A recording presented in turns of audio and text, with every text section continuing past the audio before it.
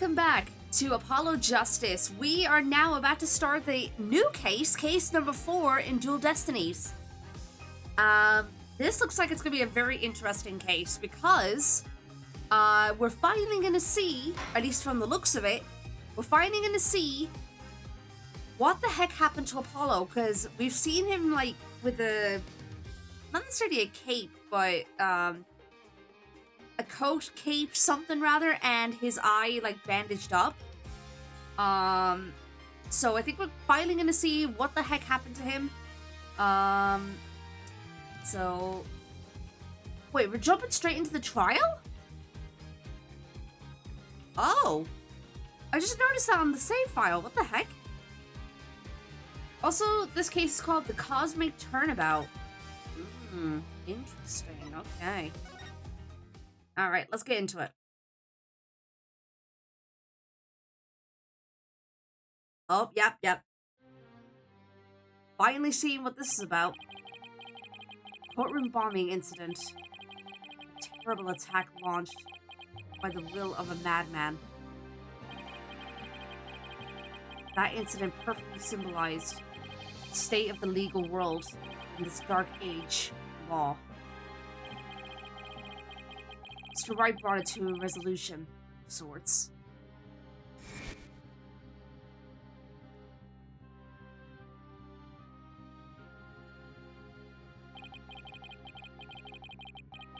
Oh yeah, this guy! Ted was discovered to be the one responsible for the bombing. That's right, yeah! I forgot about this. If only it were that simple. Somehow I can't help but think.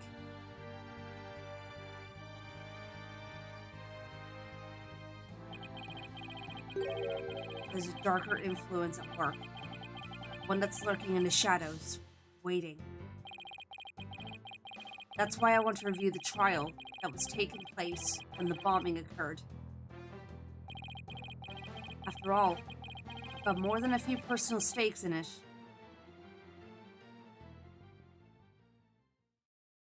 Ooh, okay. Interesting.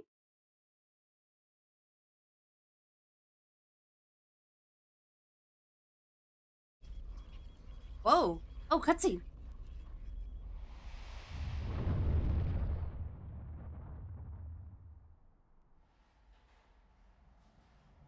One hour remaining until launch. Please begin your final equipment check. Check complete. Everything's A-okay. We're ready here whenever you are.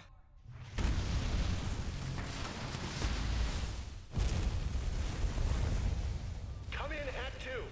Come in. Do you copy?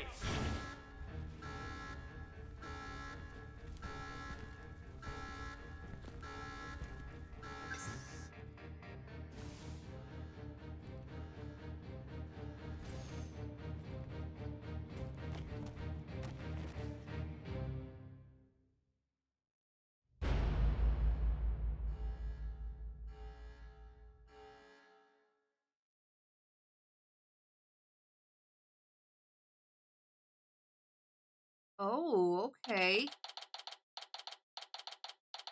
Oh my god, Chips. I think for once Wittig was not involved in this.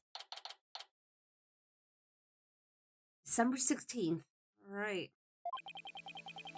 Time for another trial to begin. This one is different.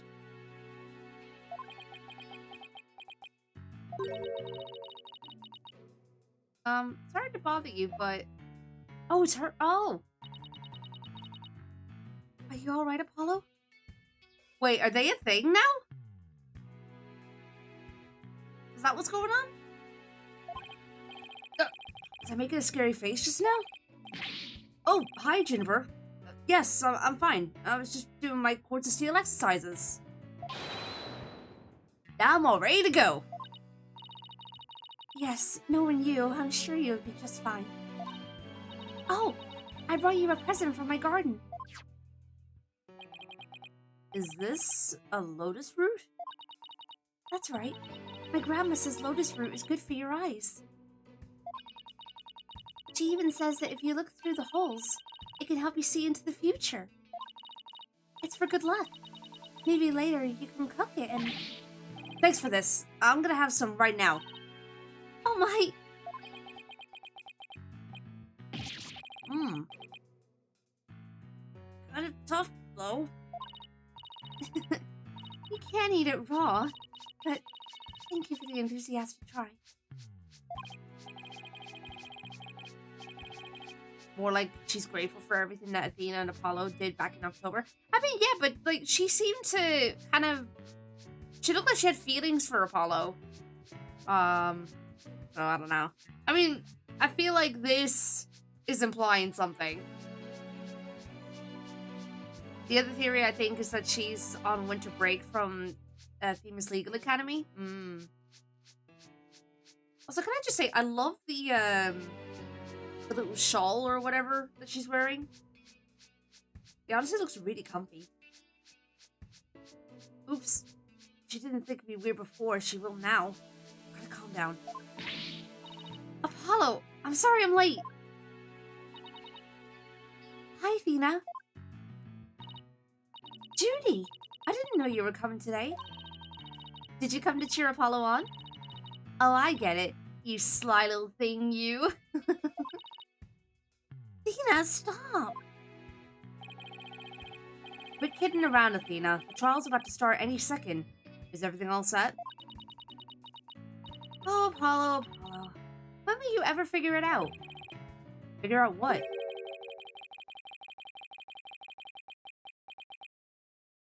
What the heck? Who's saying that? I'm just thinking of the Minecraft villagers.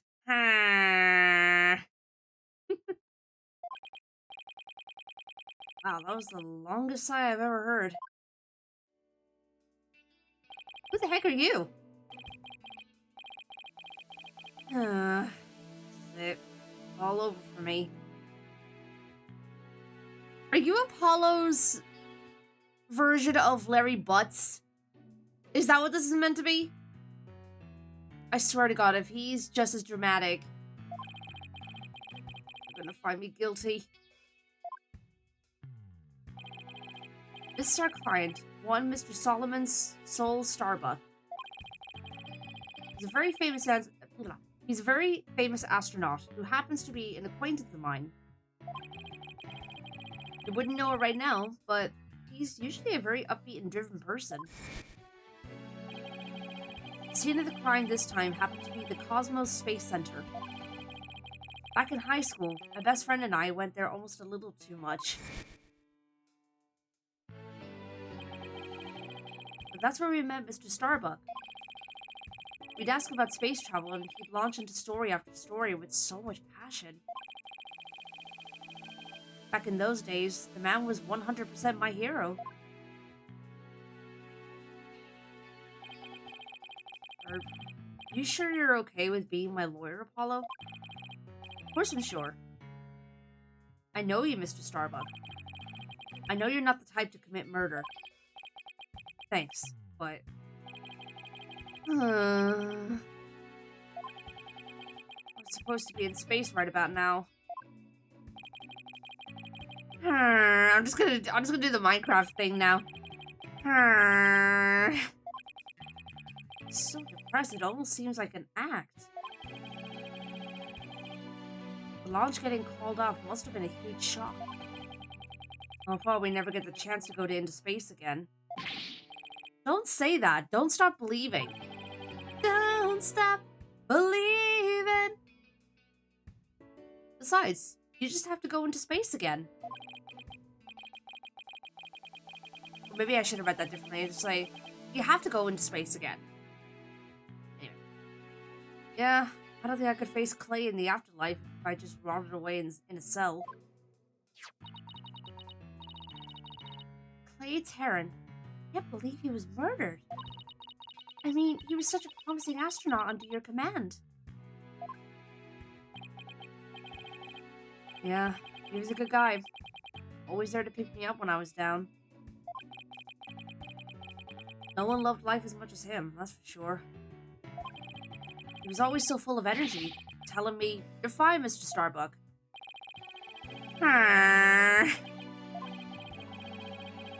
How could something like this happen to a guy like him, huh? I've never seen Mrs. Starbucks so down.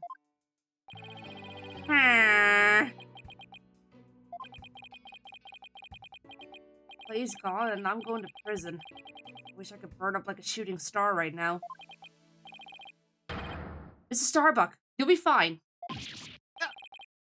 What is it? What's with the yelling? That face, though. I'll get to the bottom of this today. You'll see. And in exchange, I want you to go back into space for you and Clay. Promise? Does that mean you have lots of evidence to prove my innocence? Oh, well, about that. We didn't get to investigate the area as much as I'd have liked, thanks to the police. But god damn it! I'm done for. Goner. Everybody thinks I did it. Thought I was gonna soar like a comet, but I'm just gonna crash like a meteorite. No, don't say that, Mrs. Starbuck. Don't count yourself out yet. I know it's hard to lose a teammate, but you gotta keep going. What about you, Apollo? Oh? What about me? I was just thinking, wasn't Clay your best friend? Right. You need to focus on the trial right now. Are you all ready to go? Hello. Trial is about to begin. Defense will please proceed into the courtroom. Okay, here we go. This is it. This is one trial I can't afford to lose. You wondered why it started at the trial? There's why. Yeah. What do you call a lazy spaceman? A procrastinator? Huh. For Clay's sake and our clients, I will find Clay's killer. Oh boy, jumping right into the deep end. What could possibly go wrong? Oh, Stubby, how did I miss that? Stubby, thank you for the 3 stream streak. I don't know how I missed that.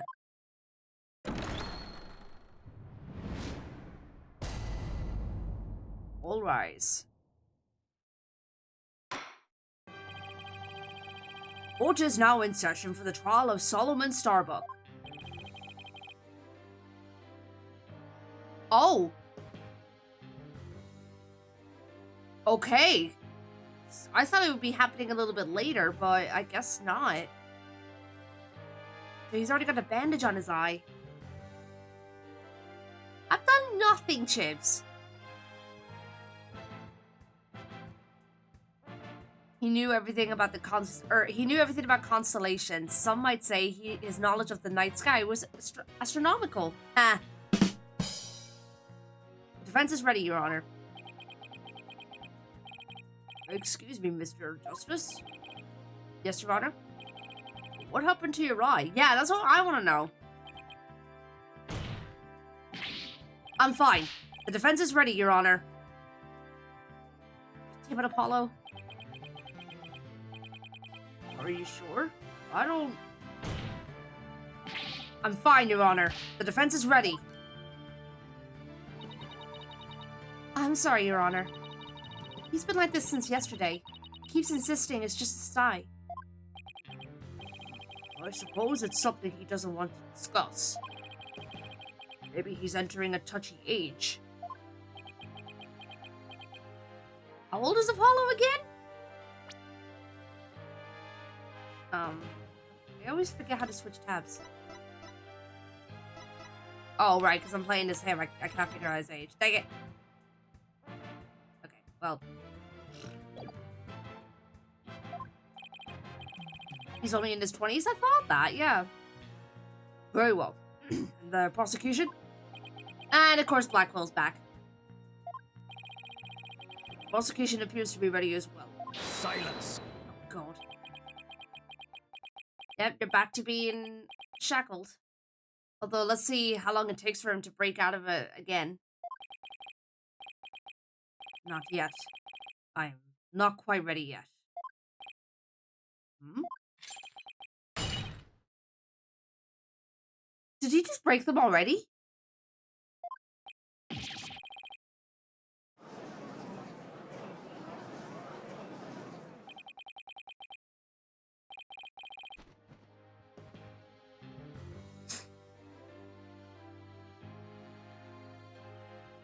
I love how I commented on it.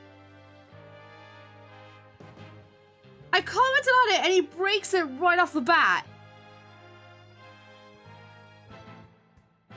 Wow, Chibs. Okay, then. The prosecution is now ready. Well, it didn't take him long this time. Yeah. What's up with Blackwell? Now then, I shall give the opening statement. Silence. Apollo's 23. Got it. I'll do it. You will? What an unexpected surprise. This time, I can't leave it to anyone else. I see. Something is off with the two of you today. You both seem different somehow.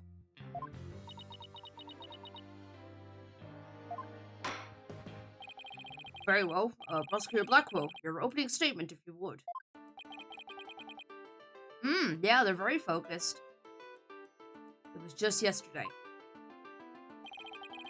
Crimes in question occurred at the Cosmos Space Center. Oh, that famous federal research facility of all things related to astrology, right? Astronomy. Anyway, the rocket was set to launch from there. But at 9:28 a.m., before they could even move the rocket to the launch site,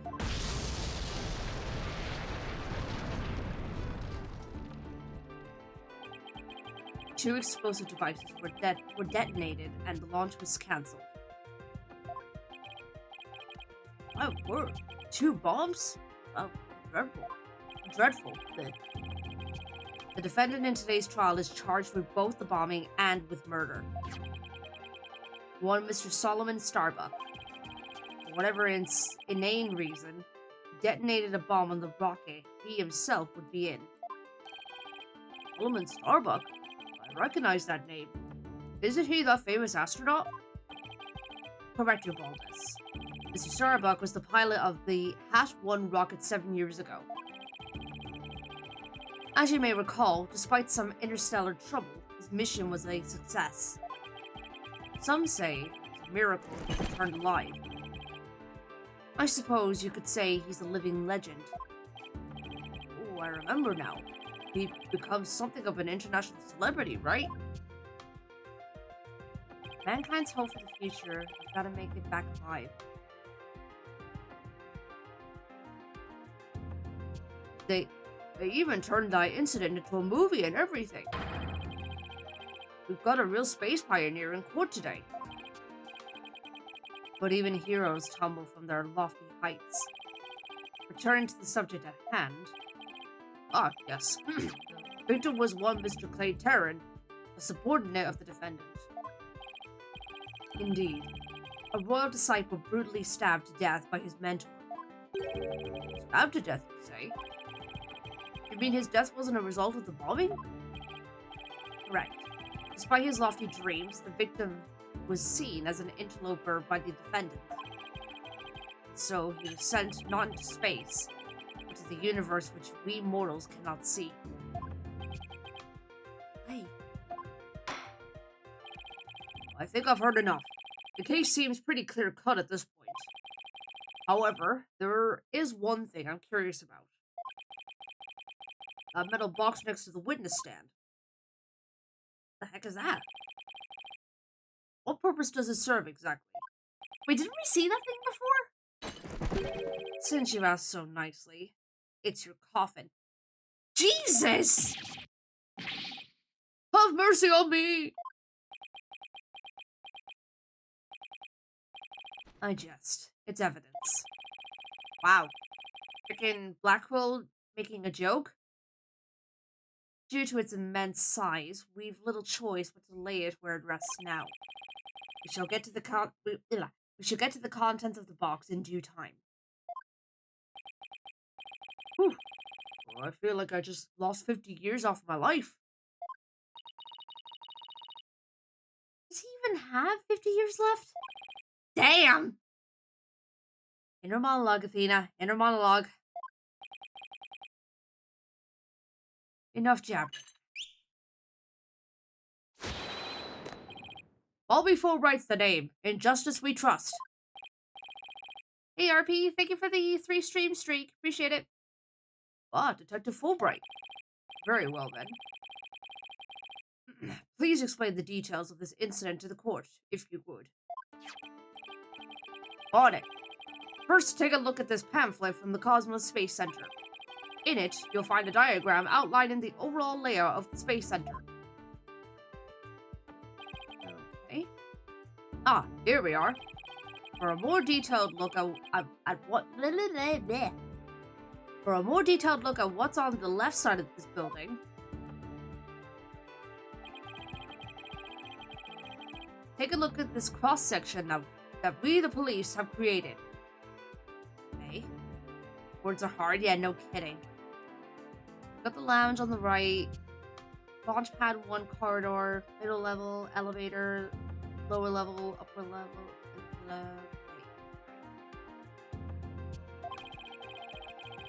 See the launch pad in the main building? Launch pad is a square building, and the rounded structure is the main building, right? You got it. The incidents took place in Launchpad 1 in the main building's lounge. I'll be using this diagram during my testimony. It'll make it easier to understand.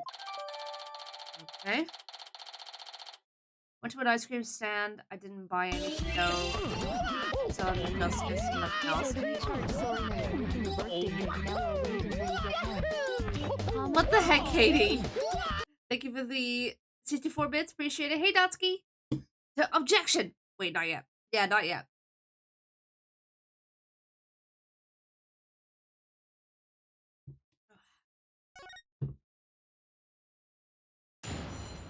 Alright, here we go. Just before the rocket set to launch, 2 bombs went off. Boom! Boom! One on the second floor of the Space Center's main building and one in Launchpad 1. Okay. Thankfully, only the 2 astronauts were in Launchpad 1 at the time. The 2 of them managed to make it back as far as the boarding lounge. But after the escape, one of the 2 was found stabbed to death.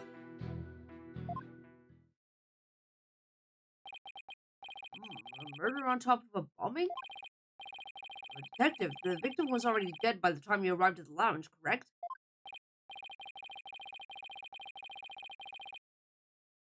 Yep. Thinking he'd sabotage the bombing, the defendant killed him right there in the rocket. Just look at this tragic photo. Oh my, is that a knife in the victim's chest? No, it's a spoon. Of course it's a freaking knife.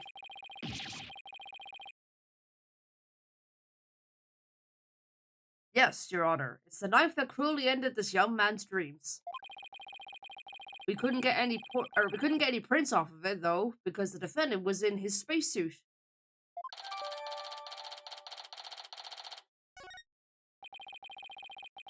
By the way, Detective Fulbright, why are the victim's helmet and right glove absent in this photograph? We had to remove them to identify him, Your Honor. I personally removed his glove during the investigation. We had to get his fingerprints to confirm his identity, after all.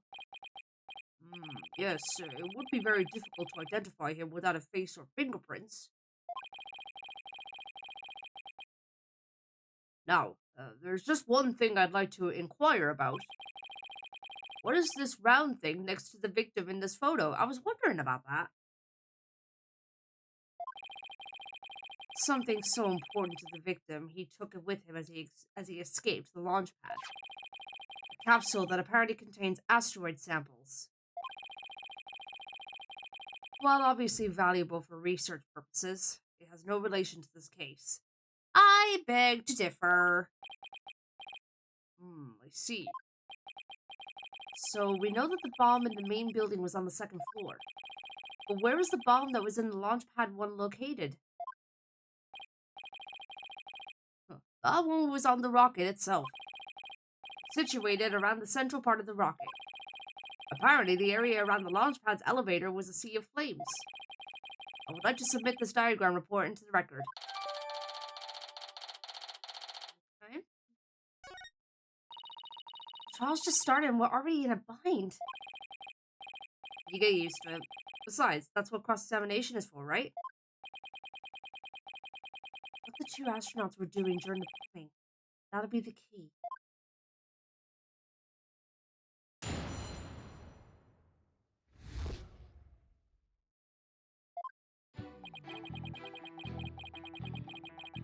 Oh, God.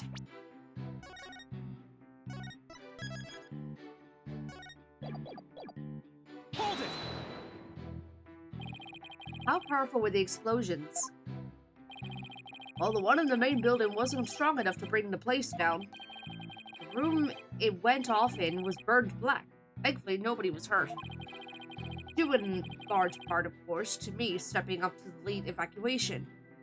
Or to lead the evacuation. Wait, what were you doing there in the first place, Detective Fulbright? Ha ha ha! I'm Bobby Fulbright, hero of justice. I'll be there wherever and whenever people need my help.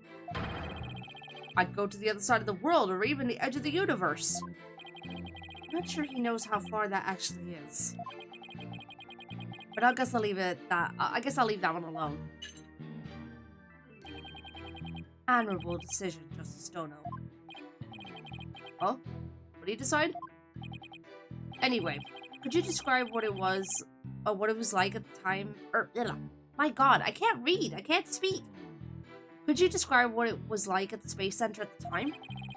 The bomb cut the power to the central bank of elevators in the 3rd floor lounge. Pitch black in there, I tell you. However, the security cameras and whatnot were running on emergency backup. And how did the evacuation go? I immediately and heroically whisked people down to the Space Center's basement shelter. The basement shelter? Yes, there's an emergency shelter beneath the Space Center. An emergency shelter, huh? Here it is. It's at the bottom of the diagram. Hey, Iba, welcome on in. It's fine, this game doesn't have a lot of dialogue. Yeah, clearly. The Space Center's pretty impressive to have its own shelter.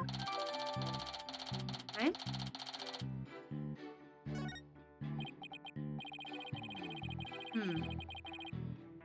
Power outage and evacuation seem unrelated to the murder at this point. I guess I'll leave that aside for now. So there were 2 explosions in total, correct? Yep, that's right. That was only the first statement. God damn. Well, I mean, we are trying to get as much information as we can. Hold it! Let me get this straight. Mr. Starbuck rigged a rocket he was going to board with explosives? Huh? What are you talking about? If the defendant really did plant the bomb on his own rocket, he'd get caught in the explosion as well. Oh, I hadn't thought of that.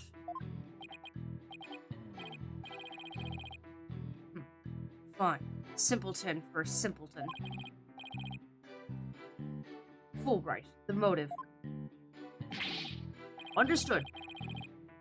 The defendant actually had astrophobia.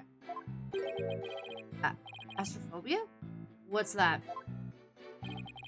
Fear of space, naturally. Just the thought of space can cause the afflicted to freeze up. And so in his terror, the defendant found a way to stop the launch at the last minute. That's absurd. Unfortunately for you, we have evidence. Take a look at these. What are they? These anti-anxiety tablets were found among the defendant's possessions. Apparently, he was taking them in secret to quell his fears. There were a multitude of problems with the rocket Mr. Starbuck rode 7 years ago. Rumor has it, it threatened to crash a number of times. It threatened to crash a number of times as well. That was, of course, very traumatic for Mr. Starbuck. Objection! But that doesn't mean he'd go so far as to blow up his own ship. Silence!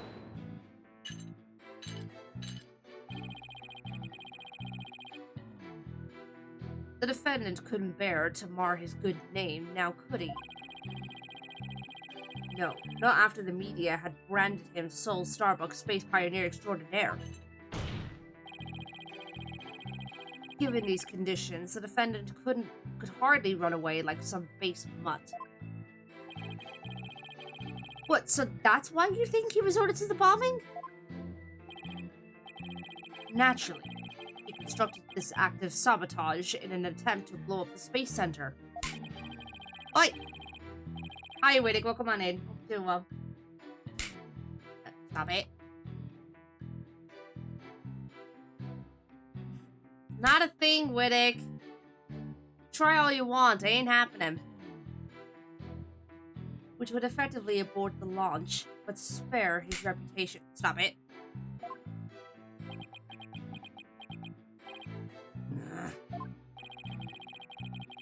Now, I'm sure you understand why we have to bring justice down on this atrocious criminal.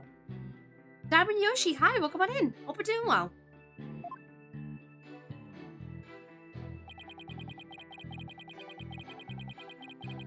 Hold it! There really is a lot to unpack here. Damn. Are you sure it was only the two of them?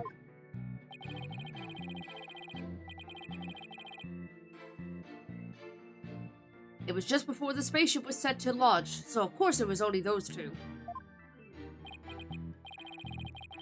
Well, there could have been somebody else inside that rocket. Oi! Silence! Stop throwing cheese. The notion of a third party in Launchpad 1 is utterly absurd. Just to enter the area from the lounge, one must pass through a door guarded by a fingerprint recognition device. Stop throwing cheese! And allow me to state up front that there are precious few with the clearance to do so. Fingerprint recognition device? Sounds as futuristic and complex as a space center. Actually, it's not as amazing as you think, Your Honor. Take a look at this photo. This is the door in the lounge with the fingerprint lock. Only personnel whose fingerprints are registered can pass through. See, that is very different from what I had in mind. And is there a record of the number of people that passed through the door or that door yesterday? Yes, there were only 3: the defendant, the victim, and the director of the space center, Yuri Cosmos. Then doesn't that mean it's possible that the director is the one who did it? Not a chance. He was in the main building when the bombs exploded at 9:28, doing his job directing the launch. Besides having an alibi, he has no motive for committing these senseless acts. He has a point. Guess the director can't be considered a suspect then. Well, dang it.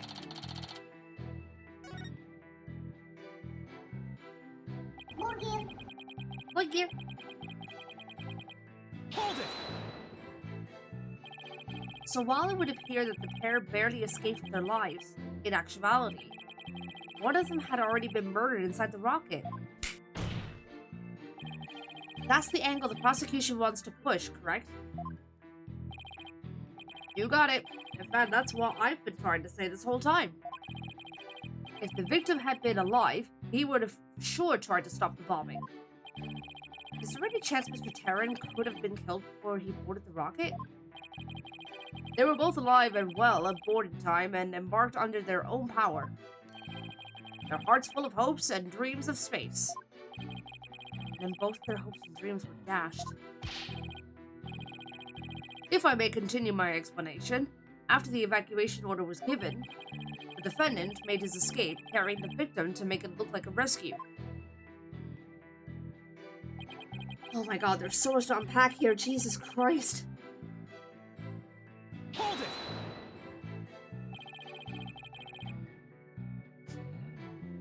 And who was the first to find the victim? Actually, there were two of them.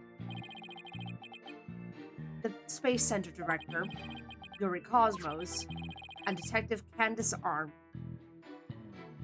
Is it Candace Army? Or is it Army or is it Arm?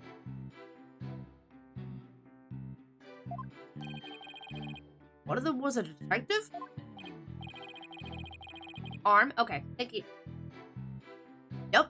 Detective Arm specializes in bombings, you see.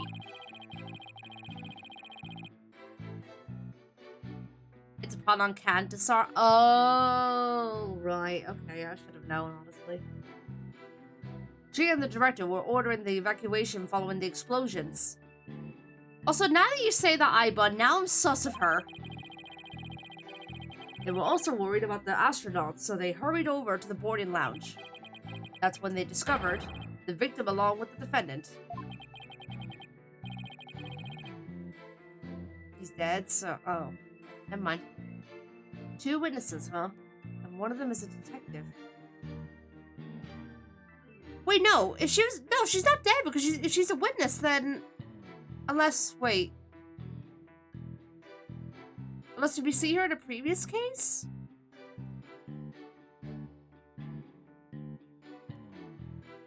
I'm losing track. My brain does not cooperate with me. I doubt either one would have anything to say that would help me.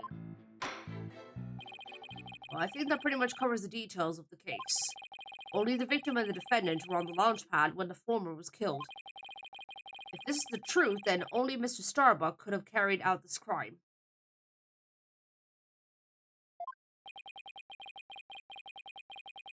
What little I could get out of him only hurt my case. Yeah, it's a lot to unpack, Katie. I feel like it's an overwhelming amount of information trying to take in.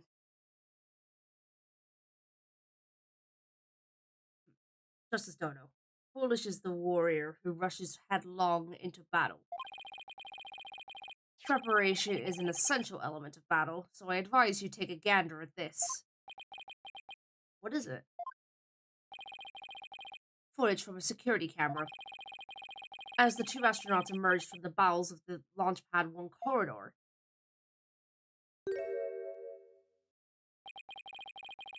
The boarding lounge security camera captured their desperate escape. Now, I would direct your attention to what the defendant is shouldering. Which you can see is none other than the lifeless body of the victim. What?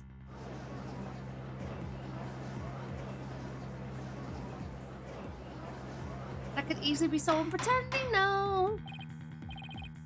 Order, I say. This lines up exactly with what the prosecution has been asserting. I should have known Blackpool would have something like this ready.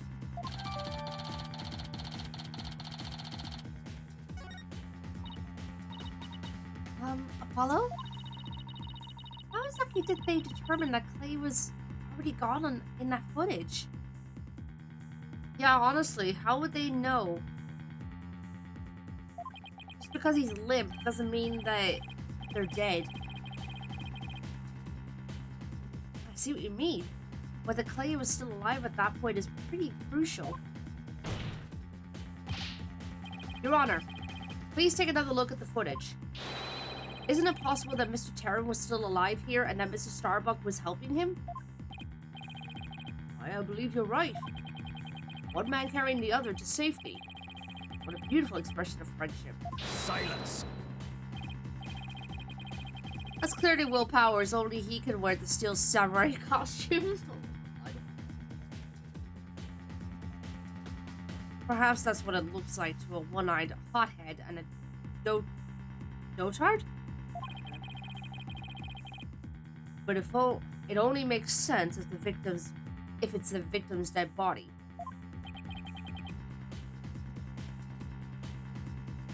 What do you mean? Oh, right. Explain it to Justice Kono. You got it. Ready, kid? If the murder had occurred in the lounge, someone would have spotted it, or could have spotted it. Anyone can enter the lounge after all. But doing it while they were alone in the spaceship, that's a horse of a different color. Objection! But you can't deny that there's a possibility the murder could have happened in the lounge.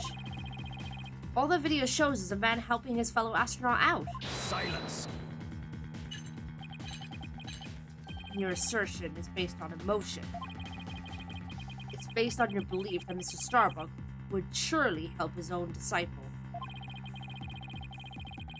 But you have no logical explanation as to why the victim could still be alive. Ugh. Well, unfortunately, Mr. Justice, the prosecution is right. Your argument is lacking in sound logic. It sounded perfectly logical to me. Well, Mr. Justice, if you have no further objections...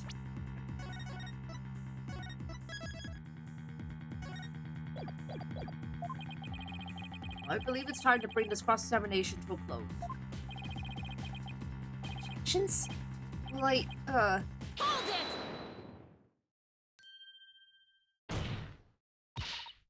Your Honor, the defense requests a little time to think and regroup. Given the facts, I'm not sure I see the need. What is it, Athena? It's just, there's something that's been bothering me. If it isn't the defense stalling for time, as always. Very well, I'm feeling generous. You may have a small measure of time. Yes! You have 5 seconds. I was hoping you would say 5 minutes. 5 seconds? After that, I declare this cross-examination to be closed and a verdict to be rendered. Devalbus, raise your gavel high. It's time for a countdown. Oh! Ready? We don't have time. Spit it out, Athena. Only 3 more seconds. Look, I don't think the prosecution's explanation is very complete. Meaning there's something missing. Like they conveniently left it unexplained. Something they didn't explain.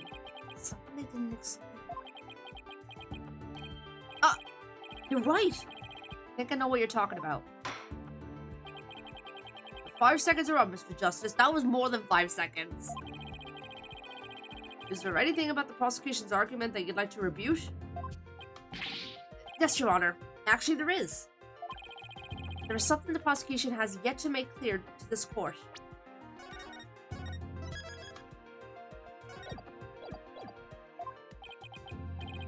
Well, if you put it that way. What is it that the prosecution has failed to explain?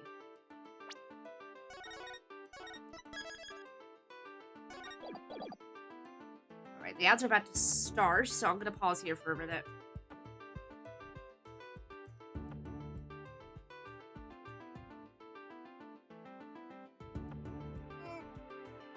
Ooh. Don't want me able to stretch it.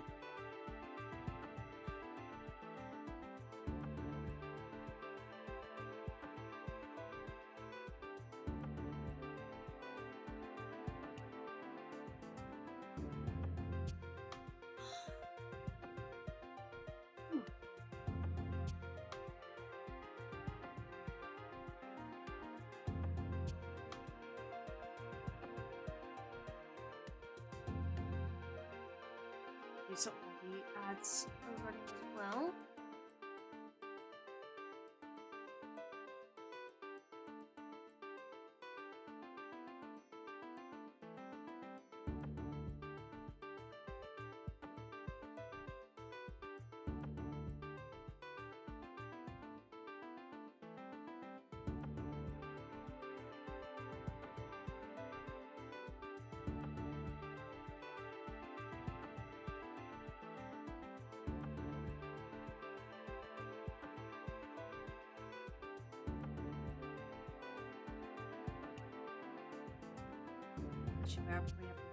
Later. Alright.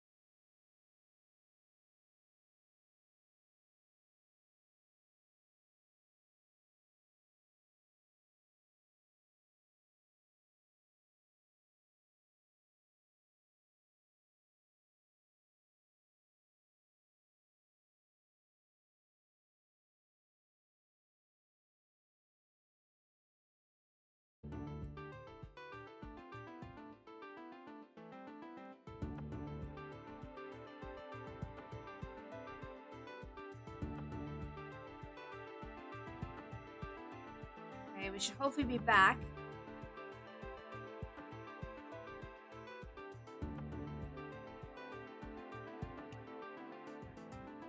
Back? Alright, cool. Yeah, sorry about that. Freaking OBS just decided to just crap itself.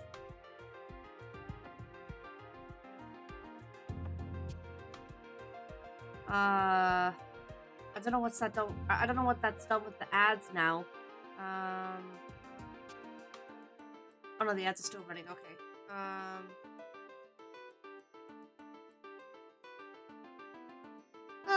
Gotta love when OBS decides to not work.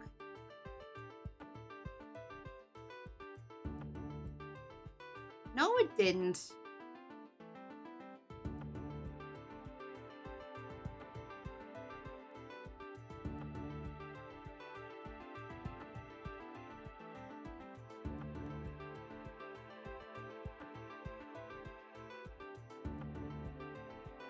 Okay. Alright, welcome back from ads, everyone. Sorry about that. And also, thank you for your patience and, sorry about the whole thing with OBS. I don't know why I decided to do that, but, you know, it happens.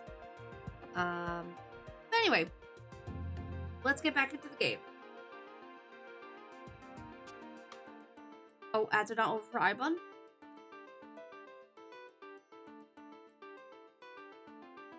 Heck.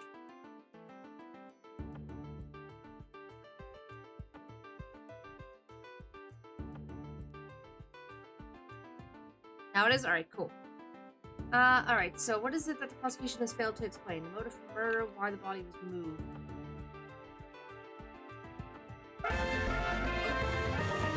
Katie! KD Rio version 1 gifted a tier 1 sub to Ibon West. They have given 5 gift subs in the channel. I got a tourist ad for Ireland? Wow. Katie, thank you for gifting a sub to Ibon! Ibon, enjoy the email today after viewing. Alright. I would have said why the body was moved.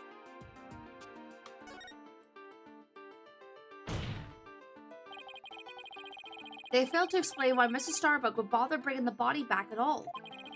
If the defendant wanted to kill the victim, why didn't he just leave his body in the rocket? Why go through the trouble of bringing him all the way back to the boarding lounge? Oh, that's true. I don't think we've heard the prosecution's thoughts on that yet. That's because they have none, Your Honor. After all, how does one explain something so illogical? The prosecution is claiming that the defendant moved the victim's dead body. But what if the entire premise of that argument is wrong? Well, then let's hear your theory, Mr. Justice. The defense proposed that the defendant didn't kill the victim. He was helping him. Ah! All right. Explain it for our sad friend here before I nod off to his monotone monologue. Inform him exactly why Space Boy moved the victim. I just realized, I think I forgot to mute my phone earlier. I should probably do that before.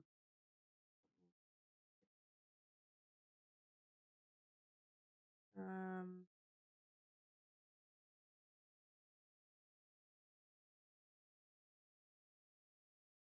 there we go. Yeah, inform him exactly why Spaceboy moved the victim. Huh? You've gotta be joking. Doing alright, RP. A little tired, but otherwise I'm good. It's simple. Mr. Starbug did what he did to direct suspicion away from himself. He wanted to create the impression he heroically risked his life to save his partner. That's why he made sure to make it to the security camera so there'd be a record. At the very least, he appears to have achieved success with you and the old man.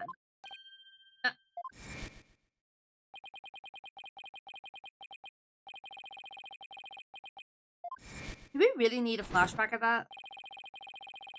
The average person wearing a spacesuit weighs easily over 200 pounds, saving the life of a partner who weighs as much while trying to escape deadly flames. What a dramatic sob story fit for the silver screen. Indeed. I was completely taken in by the humanity of the story. You see, yet the true ending is that all traces of his hammy act were meant to be blown up. Yes, and now we arrive at the thrilling conclusion. The third explosion. What? Objection! What are you talking about? There was no third explosion. Silence. Indeed, you are correct. But that is thanks to Detective Arm. It was she who identified and secured the bomb. However, it doesn't change the fact that the third bomb was discovered in the lounge. The steel coffin inside the witness stand. That would be a bomb transport case. We used that to transport the deactivated bomb here. It was found in the lounge. A bomb in the form of a most distasteful toy. Oh yeah, I remember that thing. What? One on the second floor of the main building, one on the launch pad, and one in the lounge. The defendant planned to set off 3 firework displays. Fortunately, the third was discovered before it could be detonated, or had it not. The victim's body and other vital evidence would surely have been immolated. Objection!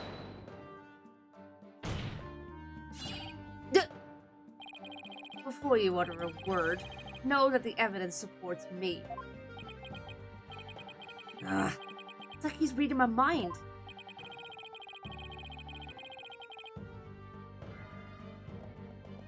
Wait, what, Melina? As it is still undergoing forensic investigation, I do not have the evidence on hand. However, know that a peculiar item was found in one of Mr. Starbuck's pockets. Specifically, a bomb detonation switch. You found what? I suspect the defendant had no time to destroy such damning evidence. When the Space Center director and Detective Arm stumbled across the murder, so he thought to hide it in his pocket. Feeble brained that he is. No! Mrs. Starbuck would never do anything like that.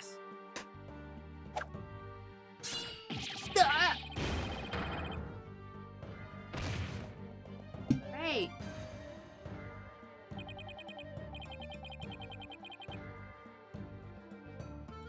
Justice Dodo, open your eyes and see the truth. This appears to be irrefutable evidence that the accused set off the explosions. No, there has to be some kind of mistake. This can't be the truth. Still can't accept it. You believe in your client, come what may. Then why don't you cross-examine the defendant himself? This has gotta be a trap. That Blackwell's controlling the entire game. Yeah. It seemed like he was waiting for me to bring up the body moving issue. Why do you say that? Because he had just the right argument when I pointed it out. to really rub it in, he had a decisive piece of evidence up his sleeve, too. He was trying to shake my faith in Mr. Starbuck and break me down. And making you cross-examine Mr. Starbuck at this point was part of his plan, too? Hopefully underhanded, but I wouldn't expect anything less from him. Now, let us hear from the arch-villain, the fiendish murderer himself. Oh, excuse me. Famed astronaut Solomon Starbuck.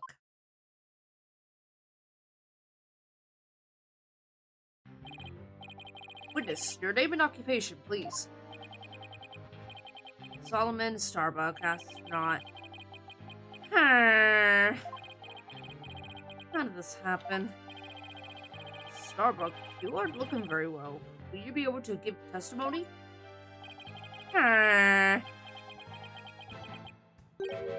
No. Well, unfortunately, no is not an option. Then why'd you bother asking? You are being accused of the Space Center bombing and the murder of Clay Terran.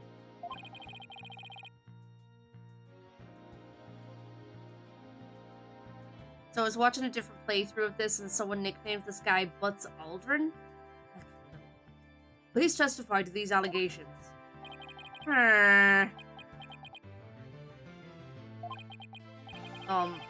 Mind if I take the suit off? It's getting really heavy.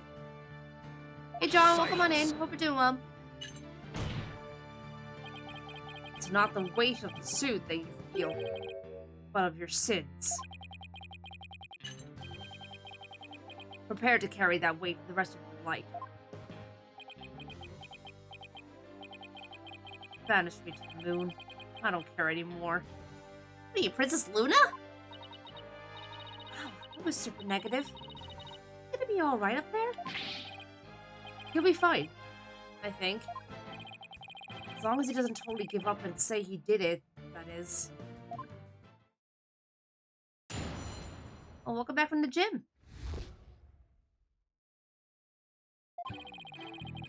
All I did was support Clay over my shoulder and get us out of the rocket. Like always, I took the elevator down to the middle level and headed for the corridor.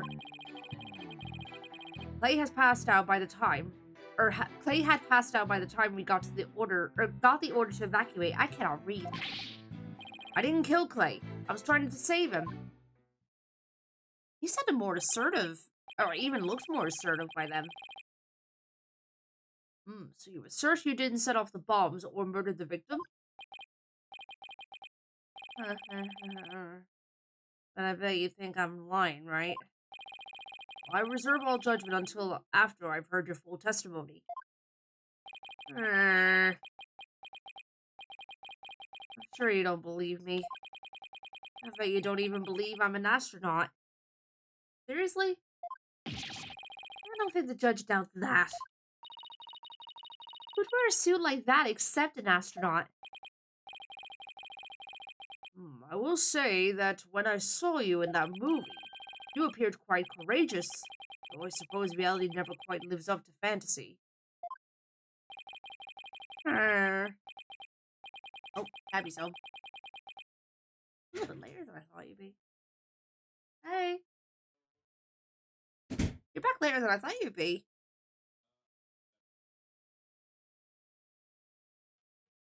Oh, is he alright? Yeah. We were just Oh, fair enough. not much is really. Alright. Yeah. I wasn't sure whether to stream this today or not, just because I knew you were finishing early. Yeah. Well,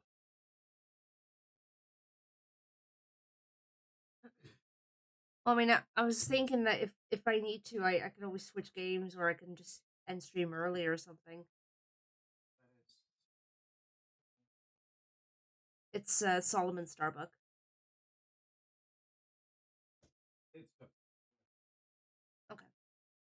But just because I was thinking if you were going to play with Payne, playing League or something, then yeah. he's not gonna Oh, okay. Never mind then. be. Yeah, he's off. Oh, okay. Fair enough. Hmm. And stream now. Wow, Stubby. Okay, then.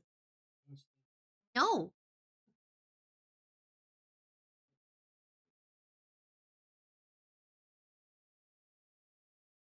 Fair enough.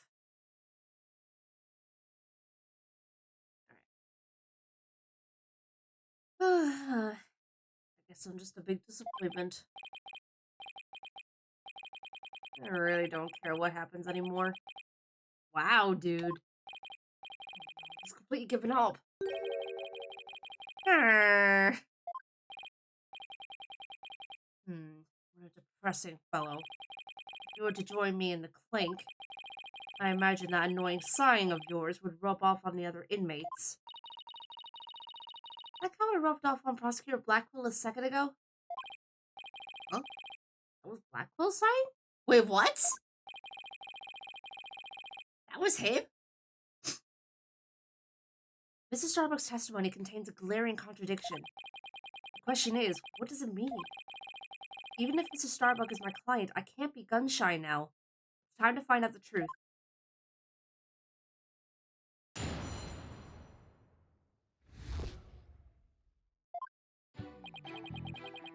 Okay.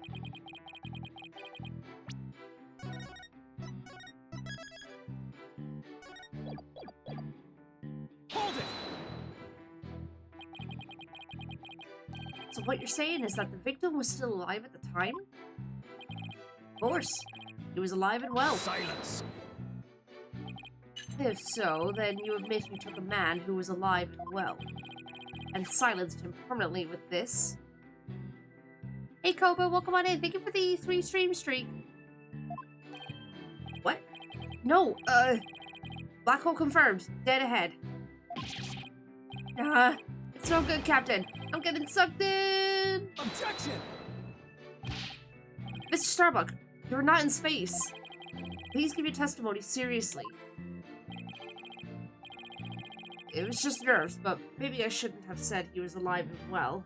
It was more like he was slumped over. Those are complete opposite ends of the spectrum.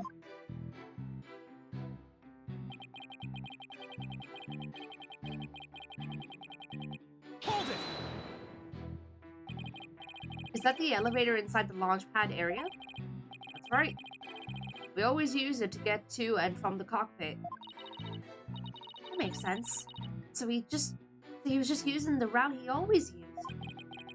In spite of the fact that there had just been an explosion? Huh? I think Mrs. Starbuck is hiding something. Something pretty big.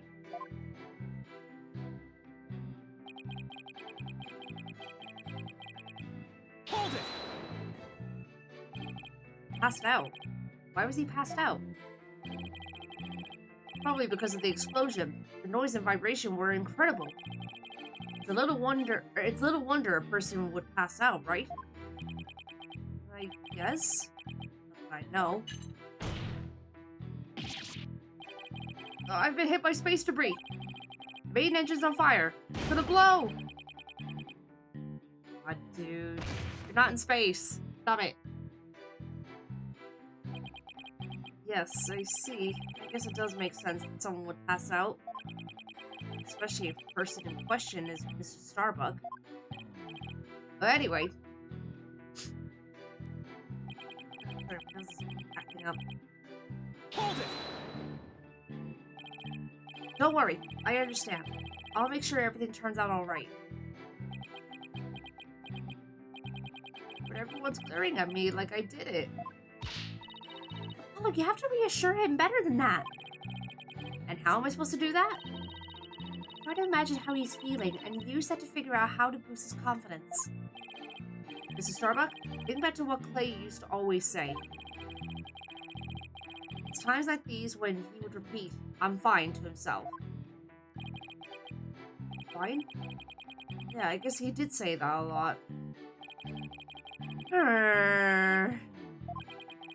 But even if I shouted, Clay will still be dead. What's the use?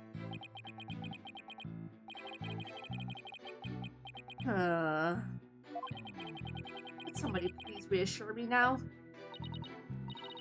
Apollo, there's something strange about Mrs. Starbuck's testimony. Yeah, I was thinking the same thing. There's a glaring contradiction. I just wonder why it's there and what it means for our case. Well, it doesn't look like he's lying, at least. So I'll have to show some evidence. Okay. It's subtle, but I think he might have trauma. Yeah? Definitely has trauma.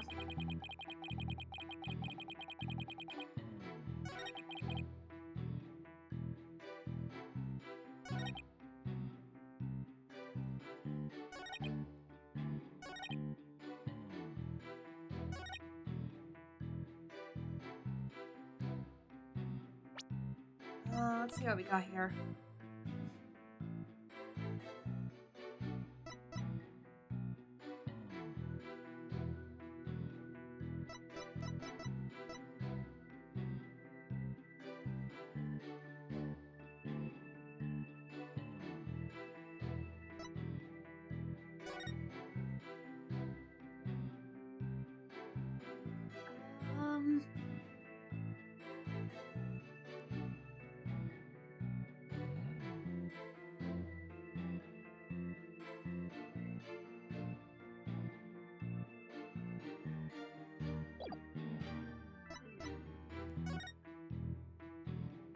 Police officers from Riot Police gave evacuation instructions immediately. There was a power outage.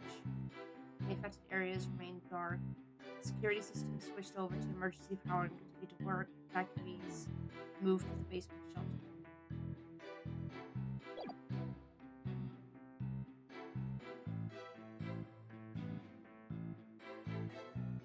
Is it this that's the problem? Objection! No? Okay. Oh, that might have been it. Nope.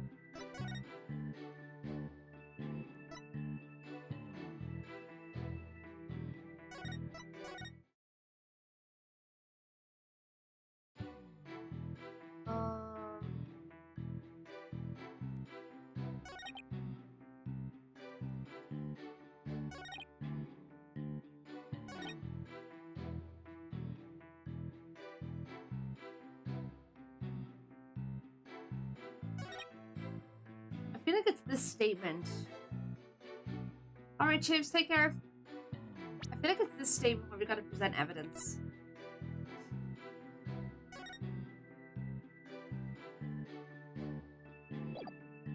Cause of death, stabbing. The victim was discovered on the third floor boarding lounge in the main building.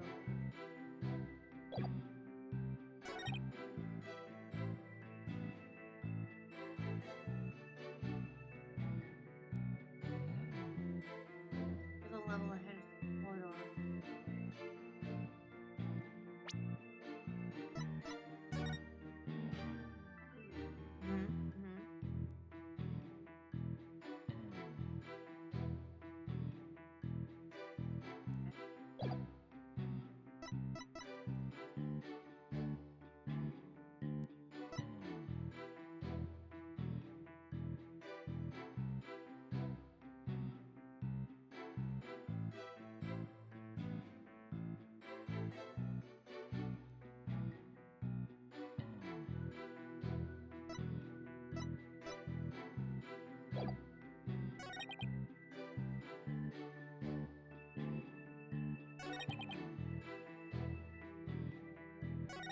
I don't know, Dragon. We don't know what happened to it just yet.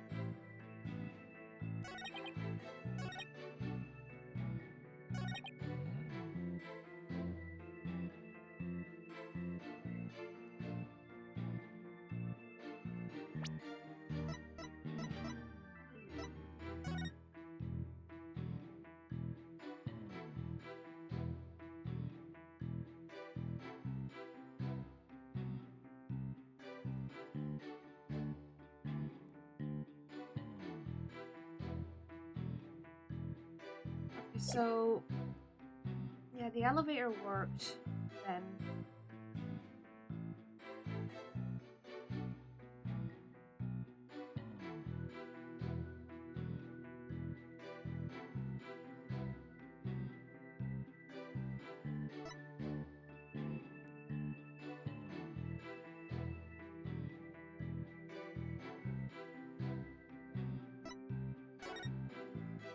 Um.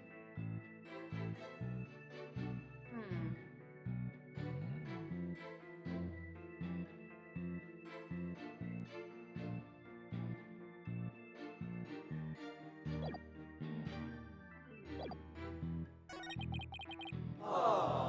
Big pets. I passed up. Um.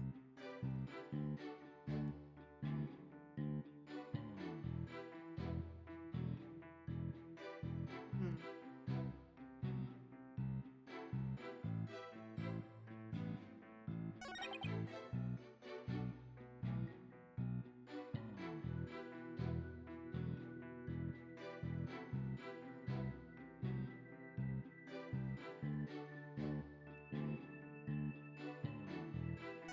Let me just press them again. Oh, hang on. I forgot to restart Tits because OBS crashed earlier. 1 second.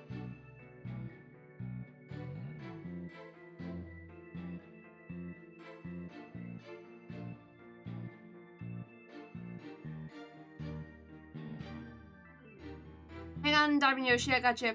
I got you. There we go. Yeah, it's just because OBS crashed and Tits, for whatever reason, just stopped working, so I have to restart it. But yeah, it's fixed now. Okay, let me just press for details again. Hold it! Huh?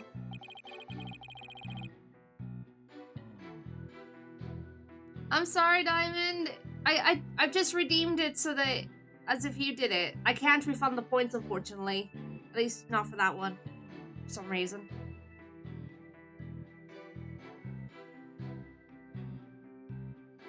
Those used to get to and from the cockpit. That makes sense. So he was just using that, yeah. In spite of the fact that there had just been an explosion. Something pretty big.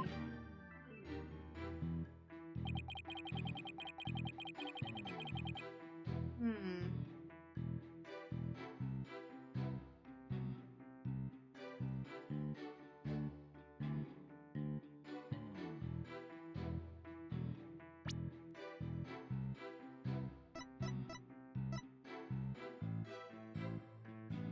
Objection! I'm just gonna try different things.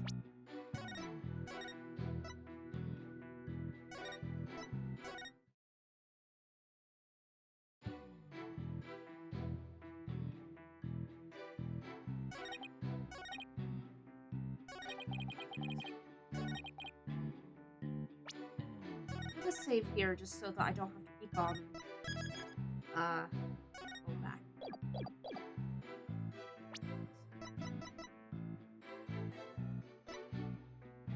Objection! Okay.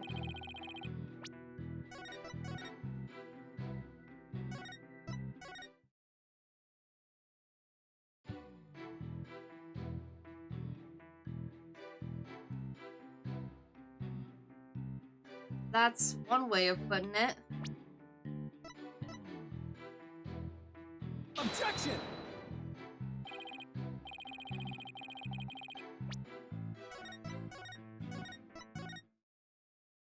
Probably on the wrong statement, but let's try it here. Objection! Okay.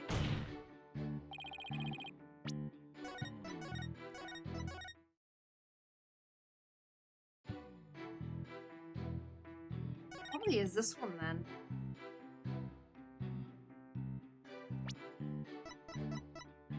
Objection! There we go. I did wonder. Mrs. Starbuck, I need your testimony to be as accurate as possible. Was I not being accurate? No, because it's impossible for you to have taken the elevator down to the middle level. What makes you say that, Mr. Justice? Please recall where the bomb went off in Launch Pad 1. Also recall that after the explosion, the middle level elevator was engulfed in flames. Oh, right. Oh, you're right. Which means Exactly. The launch pad elevator would have been unusable. In other words, Mr. Starbuck, your statement is decidedly inconsistent with the facts. The helmet. Mission Command! Mission Command! Do you read me? Come in, please! Objection! This is Mission Command. I ordered you to pay attention. Stop this nonsense and answer my questions, Mr. Starbuck. My helmet! My oxygen tank! Oxygen concentration and the body temperature declining. Requested medical assistance. My guy. Chill.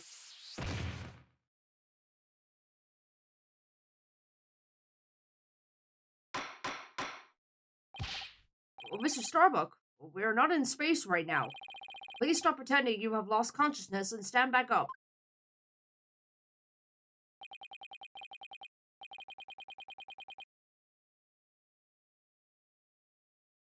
I apologize, Your Honor. I forgot I was still on Earth. I think we all just got a real glimpse of Solomon Starbuck, the astronaut. Yeah, he seemed more like an astronaut now than when he was doing all that sighing. Mr. Starbuck, could you please explain the inconsistency in your statement about how you used the middle level elevator? I was nervous and said the wrong thing. Sorry. I actually took a different route, I think. A different route? I hope you're able to deliver a straight story this time. I'll get it right this time. Maybe. No, I mean, probably. Probably. It's understandable to be nervous, but let me remind you, your accuracy is paramount in court.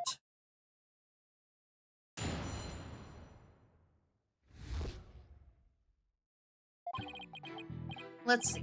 My escape route. What I said before was a mistake.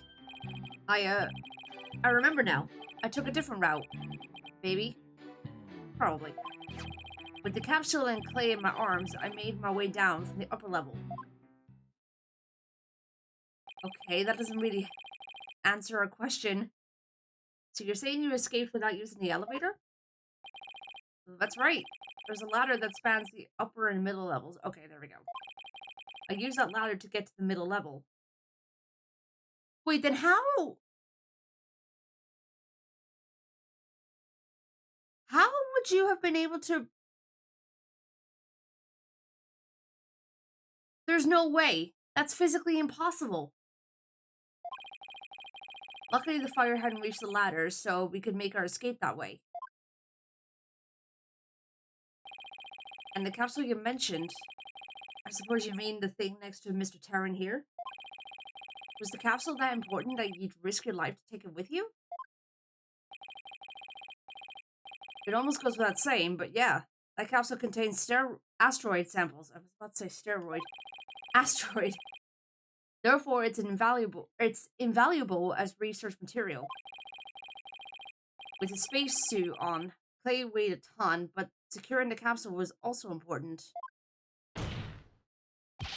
I need you to answer the best of your ability. Mr. Starbuck, please remember that your verdict is riding on your testimony. Maybe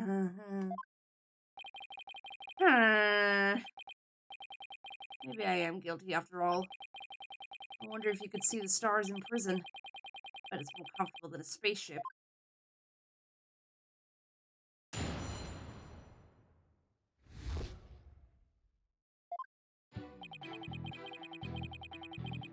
I mean, I see the contradiction right off the bat. Like, how is he able to climb down the ladder when he's got a capsule and a body or person, you know, to... It doesn't add up.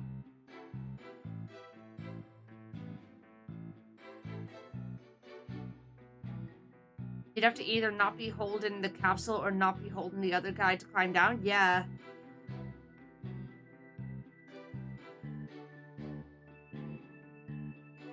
I almost want to just jump into the evidence, or like, you know, with presenting the evidence for the contradiction, but I also am like,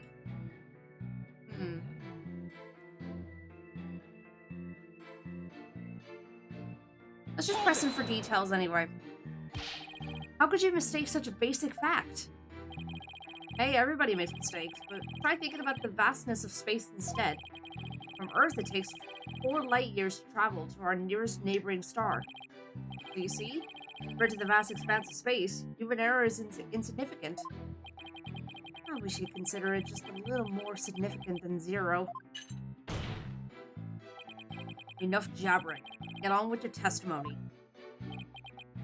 Ugh.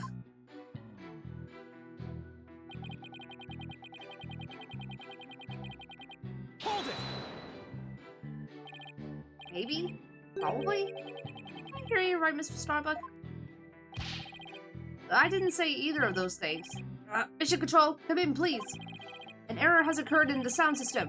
Activate the emergency tin can telephone. Oh no!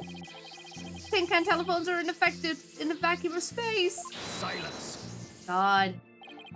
Stop this nonsense or I'll sever you and your tin can telephone. Alright, I'm begging you. I'll tell the truth. Just don't sever anything. Hello? Is he gonna be alright? I'm starting to think he's not. Let's see. So about when we were running away.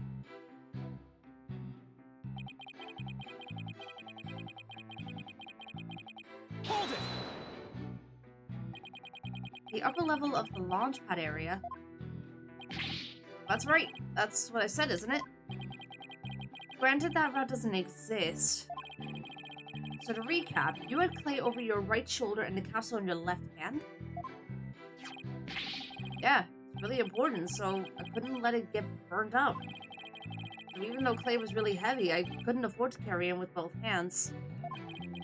I did the best I could with him over one shoulder and the capsule in my other hand. I don't think the meaning of what he just said has hit him yet. You know what you have to do with that statement. Justice Dono. Yes, I know. I've come this far. I'm turning back now. Trying to present some evidence. Mr. Starbuck escaped with clay and the capsule, which means it's just like in the footage. I see why he couldn't run, though. He must have weighed over 200 pounds just by himself. Yeah, and he had to support Clay, who has another 200 pounds. Plus, he had to ensure the safety of that capsule. I don't think I could have even walked under those circumstances. Walking straight forward is probably about all I would have been able to manage. Yeah, I mean, unless he had superhuman strength or something, I don't think it's possible. Let me just save.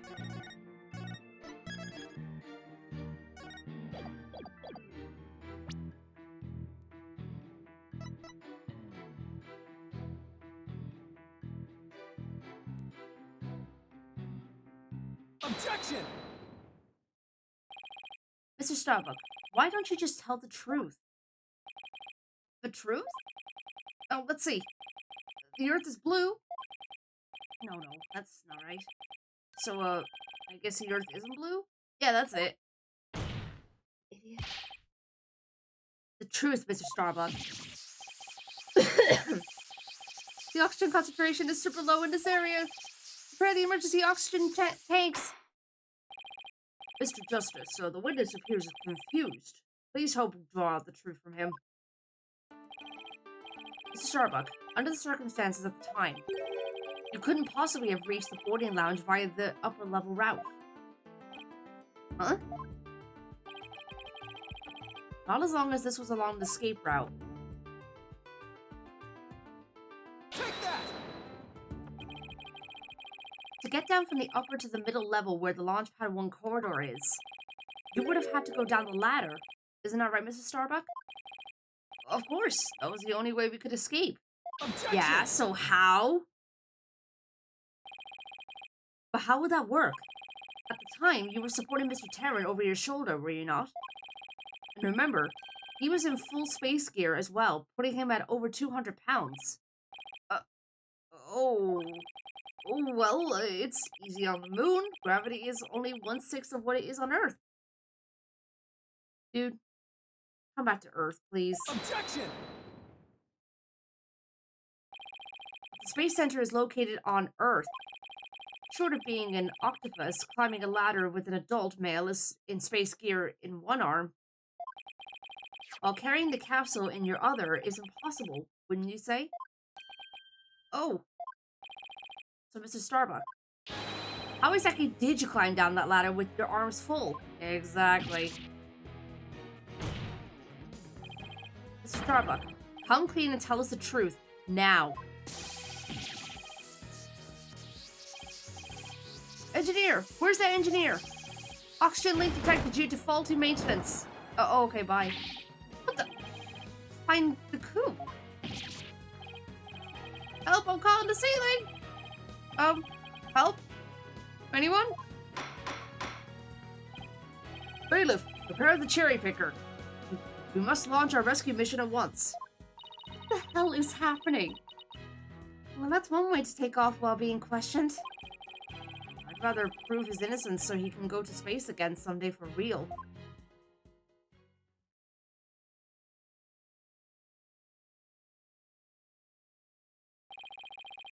Now then, Mr. Starbuck, do you think you could keep your feet planted on the ground? Yes, I apologize for losing control. Are you ready to tell us the truth? Not that. Anything but that. What is going on? This isn't the Mrs. Starbuck I know. It appears Space Boy is prone to deception. Witness. Yikes. Yes. I thought your story odd, but perhaps the inconsistencies can be explained as the result of a medical side effect. Prosecutor Blackwell, please don't talk about that. What are you talking about, Prosecutor Blackwell? Didn't I already state that Space Boy is ironically terrified of going into space? I was about to say, Apollo, he did mention it earlier. That's why he took some precautions just before launch. Where you see, traces of this anti-anxiety drug were found in his system. Oh? I sense things are about to nosedive. You got it all wrong. I told him during the investigation too. I don't know anything about any drugs. I never took any medication, I swear. It was found in his system, but he doesn't remember taking it? Oh, okay. How could that be? Somebody must have slipped them to me. But I guess maybe that's why I don't remember. Because of the side effects. Yeah, that's why I don't remember much about what really happened. What? Jesus Christ. Order in the court. I can't get any useful testimony out of him if he doesn't remember anything. Well, this certainly explains why his testimony kept changing. Why didn't he just tell me he couldn't remember? I guess he didn't want anybody to find out that he was terrified of going into space. Maybe I really did do it. Which brings us to the answer of our original question, of how the witness climbed down the ladder with a dead body. Does? So what is it? A dead man feels no pain and makes no complaints, just don't know. So the body was simply dropped down from the top of the ladder. Oh my, I see. And then the defendant could climb down with his free hand. Objection! Knock the body down? Who would do such a disrespectful thing? Besides, dropping the body down would leave marks on the body itself. You are capable of quick thinking. Yes, you are correct. Really? Oh, thanks. Ah! Huh? What's this? It's the oxygen tank from the victim's spacesuit. It's ruptured. I'm sure you can figure out why. You can't be implying it ruptured when the defendant dropped the victim's body. I am, or they fracture easily when struck. Objection! Even if that's true, the tank's explosion and shrapnel would leave its mark on the body. Yet according to the autopsy report, only the knife wound was found on the victim's body. You're clearly grasping at straws with this line of reasoning. Silence! The spacesuit isn't heavy for the sake of being heavy, Justice Gono. It includes the latest technological devices and is made of the fabric of tomorrow. This fabric is made to protect astronauts from the dangers of space.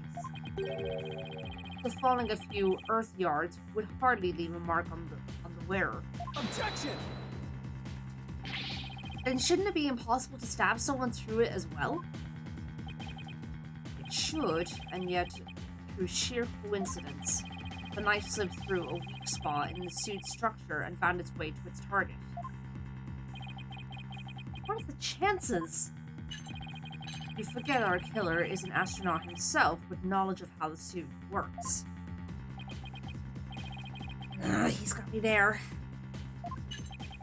And now my argument has been proven. Spaceboy killed the victim in the rocket and then dropped his body from the upper level. After climbing down, he shouldered the body and made sure the camera recorded them. There is no room for debate about these facts. It is clear that Solomon Starbuck is the only one who could have killed Clay Terran. Here, the report regarding the astronaut's oxygen tanks. Consider it my send-off gift. Feel free to use it as payment to cross the river Styx. Styx? Styx? I think it's Styx. The victim's tank was ruptured with 0% left. The defendant's had 80%. Remaining oxygen is displayed on the left shoulder. Okay. Styx? Okay, yeah, I thought so. Hey, this report is pretty detailed.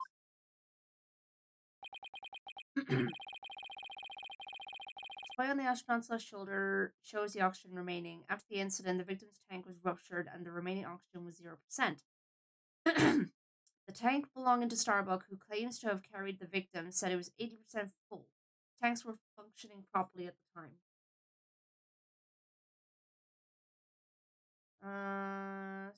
Let's see. I guess that means these glowing cyan digits represents the amount of oxygen in the tank. Yeah, which there was 50% in that one. I was noticing that earlier. Excuse me. I'm done for. Been to prison instead of space.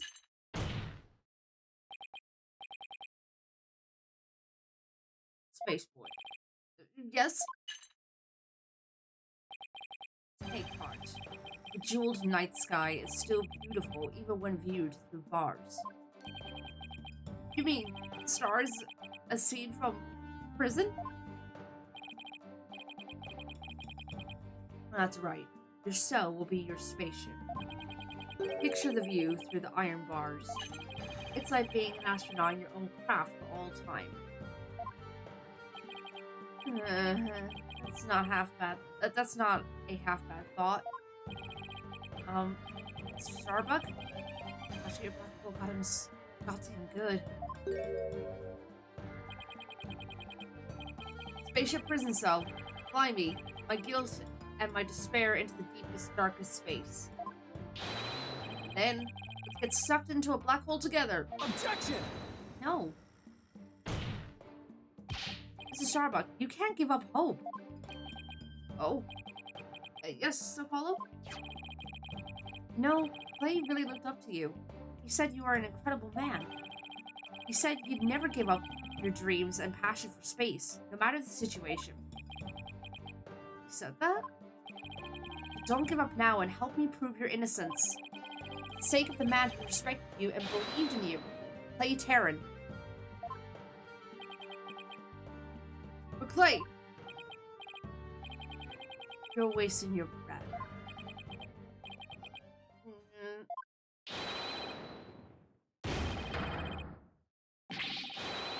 Okay, calm down. I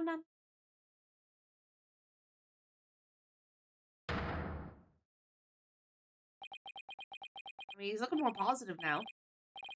Apollo, thank you. I can see things clearly now.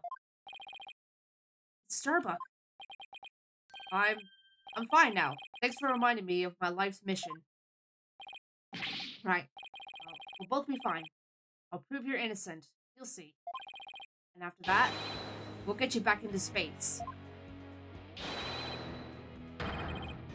You've ignited the booster rockets of my soul. I'm on fire! I am Sullivan Starbuck, astronaut. Cosmic hero chosen by the universe itself. It's no time to be whimpering and crying. Can't let you and Clay down. Oh my gosh. The sun, the moon, all of space is calling me. Sullivan's Soul Starbuck. Ready for launch. Begin the countdown. 5, 4, 3, 2, 1. Lift off! God, what is happening?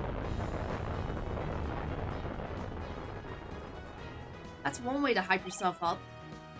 Oh, I feel like I've witnessed an actual rocket launch. Oh, you did it! You broke Prosecutor Blackwell's grip over Mr. Starbuck. I can't take the credit. It's all Mr. Starbuck. He pulled himself through. If you simpletons are done massaging one another's egos, no matter how positive your mood, my advantage remains unshaken. I have but to wait the final guilty verdict. Isn't that right, your baldness? Can't let up now. I have to stop Blackwell. I have to see this through. The Starbuck just has to make it back into space. I won't allow Clay's dream to remain unfulfilled. I've got to destroy Blackwell's argument somehow. Think, Justice. Think. The only people at Launchpad 1 were Clay and Mr. Starbuck. And if Clay was already dead by the time this footage was taken, and the only person who could have killed him is Mrs. Starbuck, the only way to counter Blackwell's argument is if I could prove that Clay was still alive when they arrived at the boarding lounge. In which case, I should be able to find some contradiction in the evidence itself. Let's see. What this data that we just received? This supposedly proves that Mrs. Starbuck dropped Clay's body in Launchpad 1. But if I'm going to prove that false, then there must be something I can use here. Enough of this farce, your baldness. Let's have your verdict. Objection! Prosecutor Blackwell, you seem to be in quite a hurry to rush the verdict. Let's say real quick.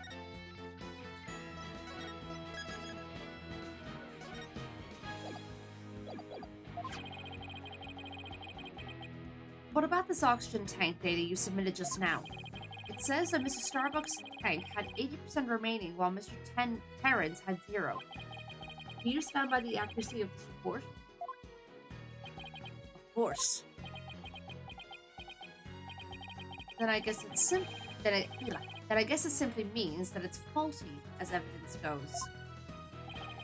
You would explain what you mean, Justice Dono. It's simple. This evidence contradicts the facts of this case. Take a look here at the detailed description and you'll see what I mean. Well, I hope you have some evidence, Mr. Justice, because I don't see what's so contradictory.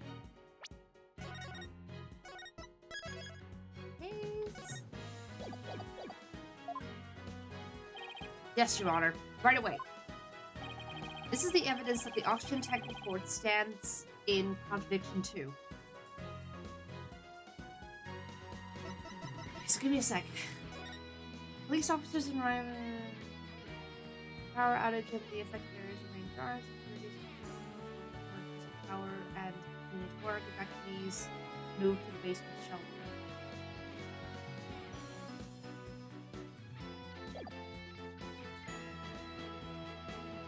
This is the evidence that the oxygen tank report stands in contradiction to.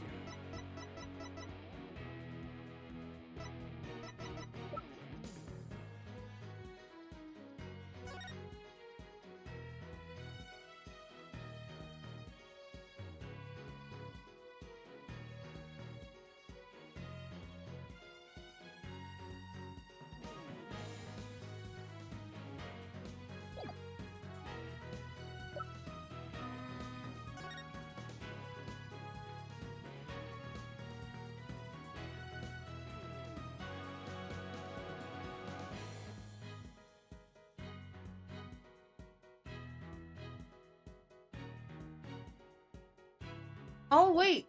I think I got it. Take that! Or not? Oh, I thought I had it. Oh! Take that!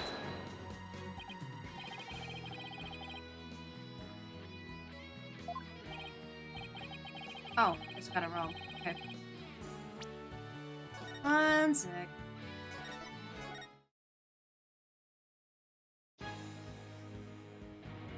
Give some evidence.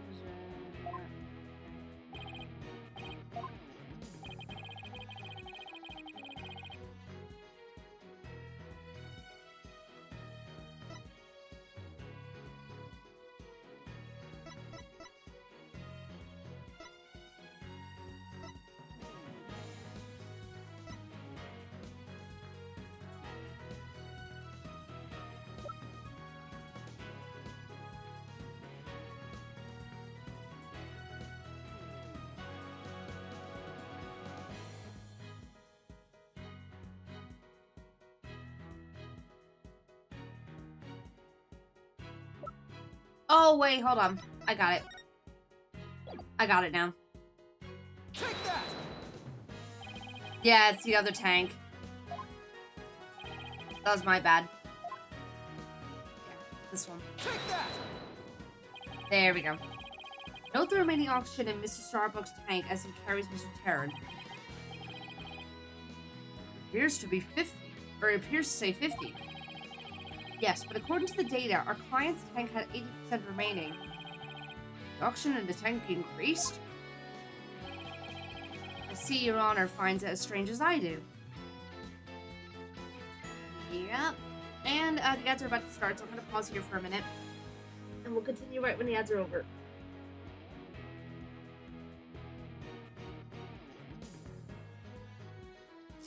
Yeah, that was my bad. I wasn't thinking clearly. Just me being stupid.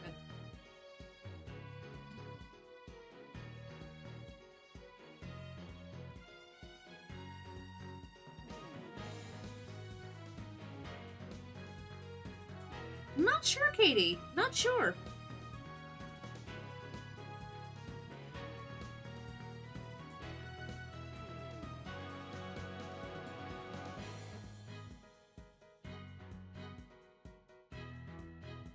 I mean, we're gonna find out soon, in any case, so...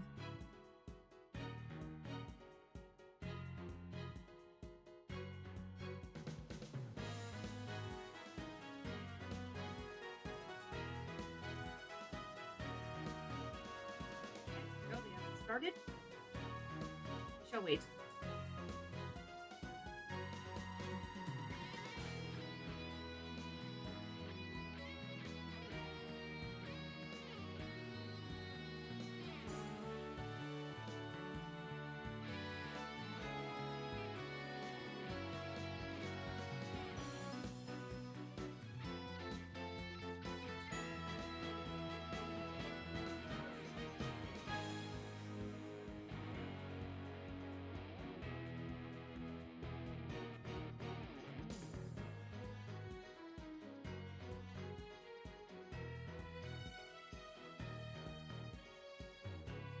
Dragonlining, thank you for the E7 stream streak. Appreciate it.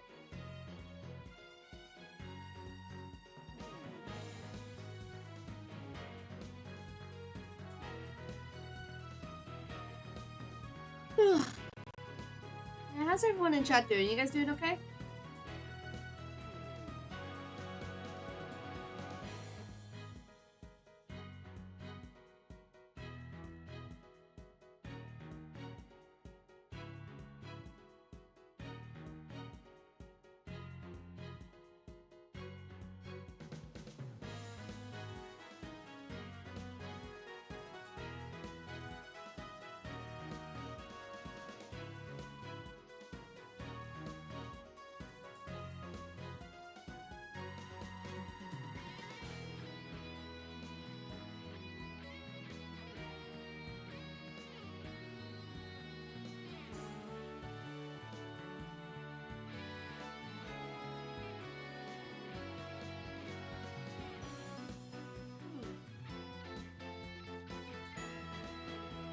Fed up waiting for every oof.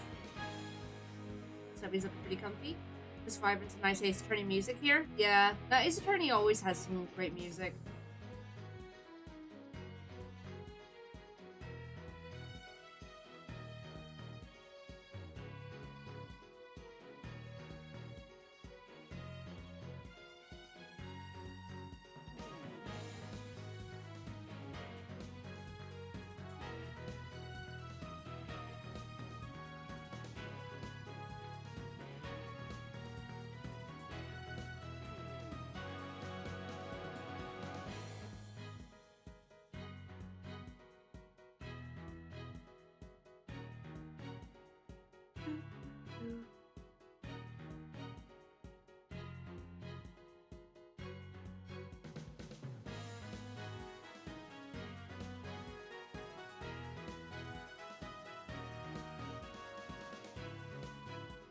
Right. Welcome back, Mads, everyone. Sorry about that. Thank you for your patience as well. Appreciate it. Alright, let's get back into let's get back into the game. Excuse me.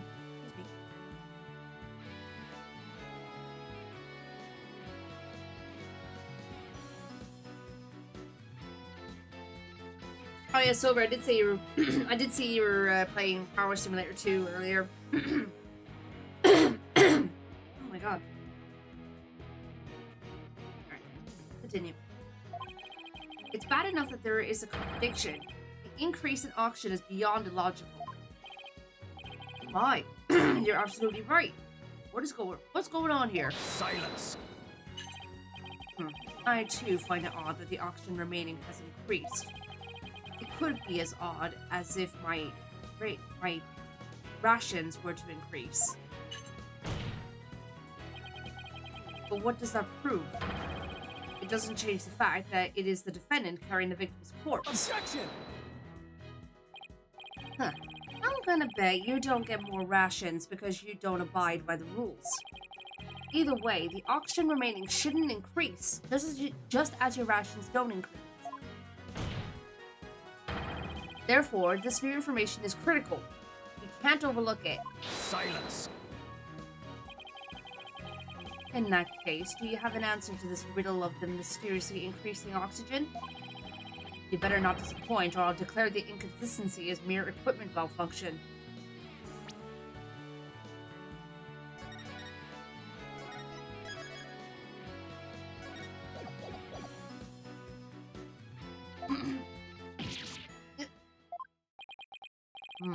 Prosecutor Blackwell has a point.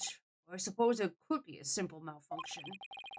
Mr. Justice, if you cannot provide an adequate counter-argument to this point, I'm afraid I must bring this trial to an end. So do you think you could explain why the remaining oxygen level increased? Of course I can. Can you?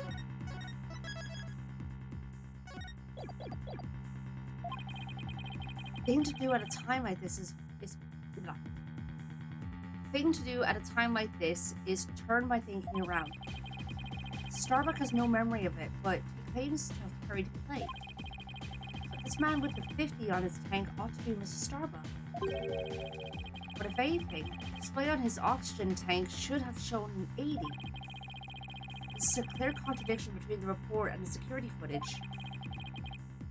What I should be asking is not why did the oxygen level increase, but But what had to have happened to make it look like it increased? Am I making some kind of mistake in my base assumptions here? Well, Mr. Justice, we're waiting. Yes, Your Honor. I'm ready to answer.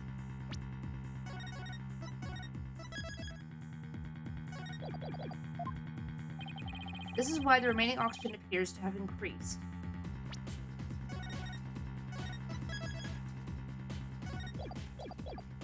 So what we got? They were going the other way. The victim was carrying the defendant, or the tanks were damaged. Take him to hydrate. Well, I don't think the tanks were damaged.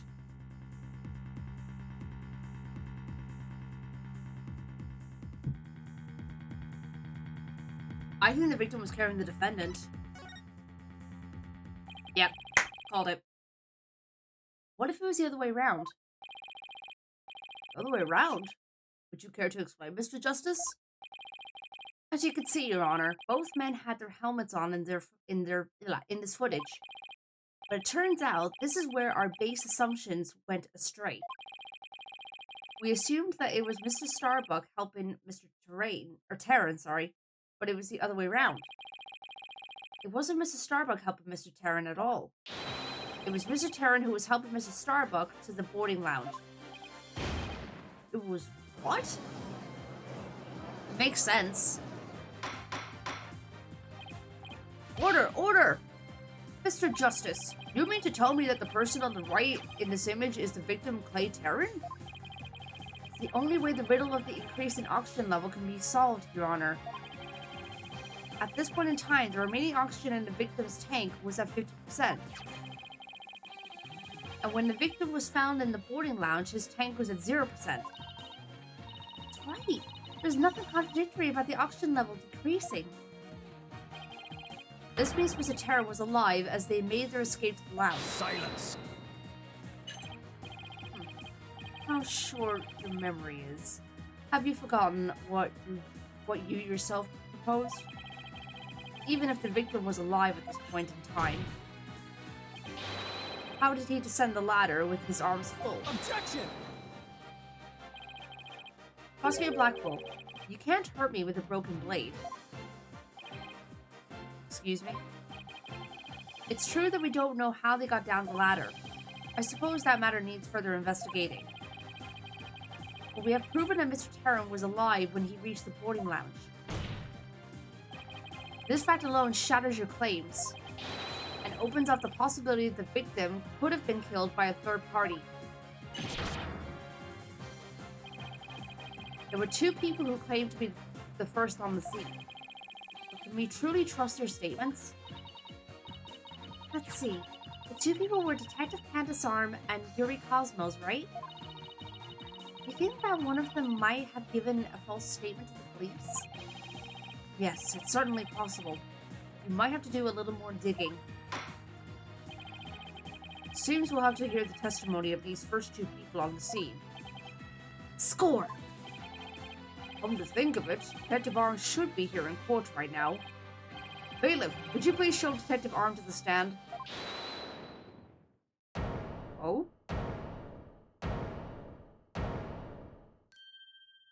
Oh no. I have an announcement, everyone. What's the meaning of this? We're in the middle of a trial here. Please remain calm and listen carefully. Someone has reactivated the bomb. The bomb was defused, but it's about to explode. Explode?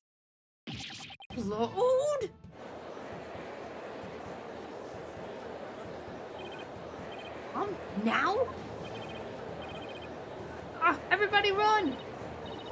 I don't want to die! No, everybody's panicking!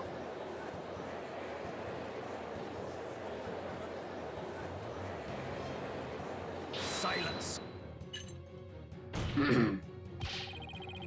Panic! Headless chickens with a death wish. The lot of you. Calm yourselves afore all else. Waterfall, let's get out of here! But what about Mr. Starbuck's dream? And who will carry out Clay's final wish? I don't care what happens to me. I'm not letting some bomb blow the truth up forever. I refuse to let things end here. Apollo, this is no time to be dramatic. If we don't get out of here now, we're gonna die. Come on, this way. Hey, ow, let me go. Apollo! Juniper? She hasn't evacuated yet? Juniper, are you alright? Apollo, no! Not that way! Oh, crap.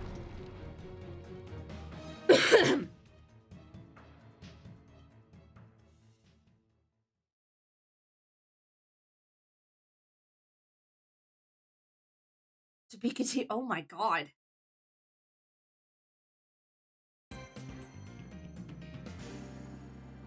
What's up, Katie?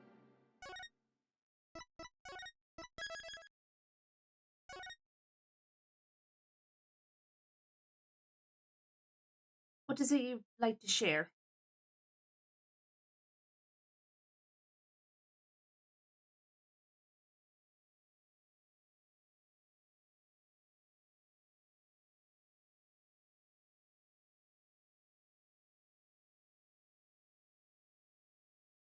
Cases 5-2, 5-3, and so far 5-4 all have been in courtroom number 4.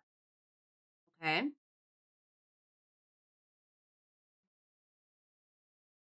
Now you got to witness it blow up. Hmm.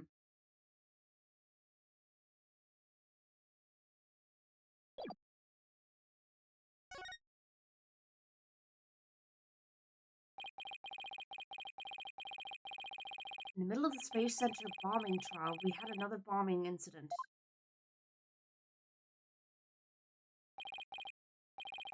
This one destroyed courtroom number 4. Furthermore, Apollo suffered massive injuries from being there when the bomb went off. Yeesh.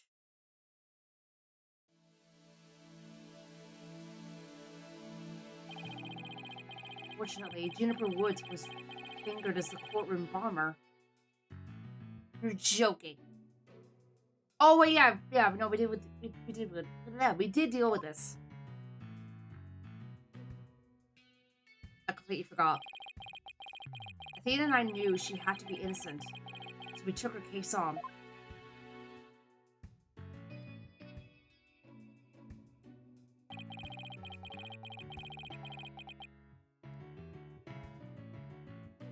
Yeah, I completely forgot for a second, Katie. We managed to clear Miss Wood's name.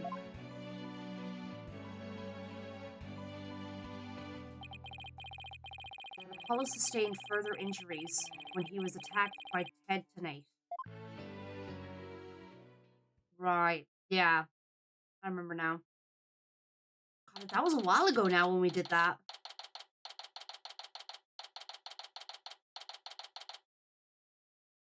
Oh, Venus's beanie is on the trophy up there. Apollo's a tough guy, but this is taking its toll on him. Yeah, poor guy. Being attacked by Tonight like that on top of all his other injuries.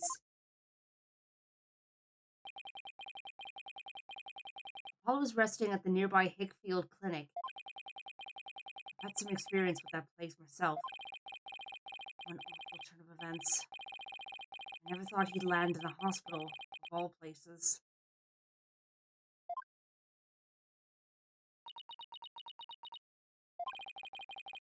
Must miss him too, huh? Now that you don't have anybody to tease. Don't worry, he's young. He'll heal quickly and be back before you know it. It's been a while since I last saw Trucy look so down. We won the court case, yet nobody feels much like celebrating.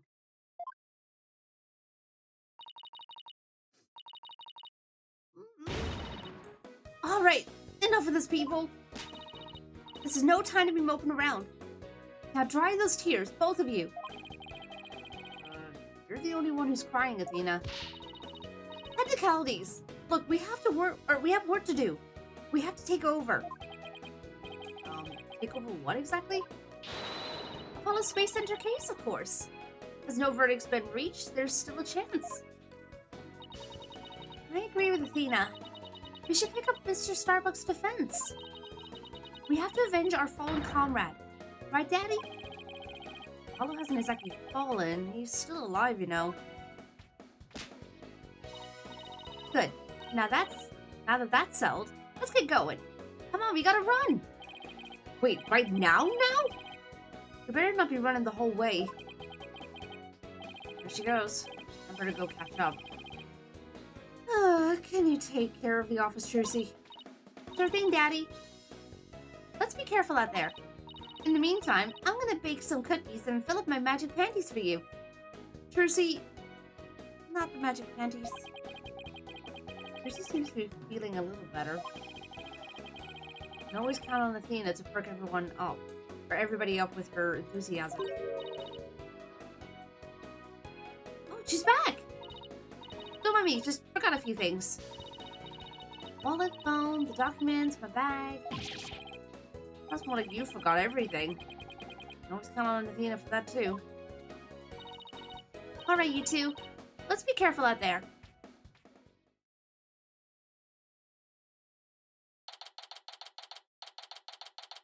How can I forget, Katie?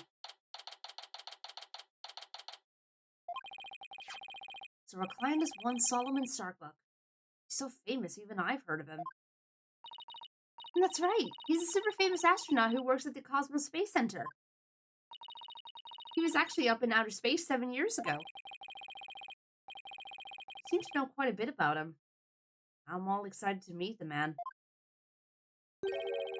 Yes, I'm Director Hickfield.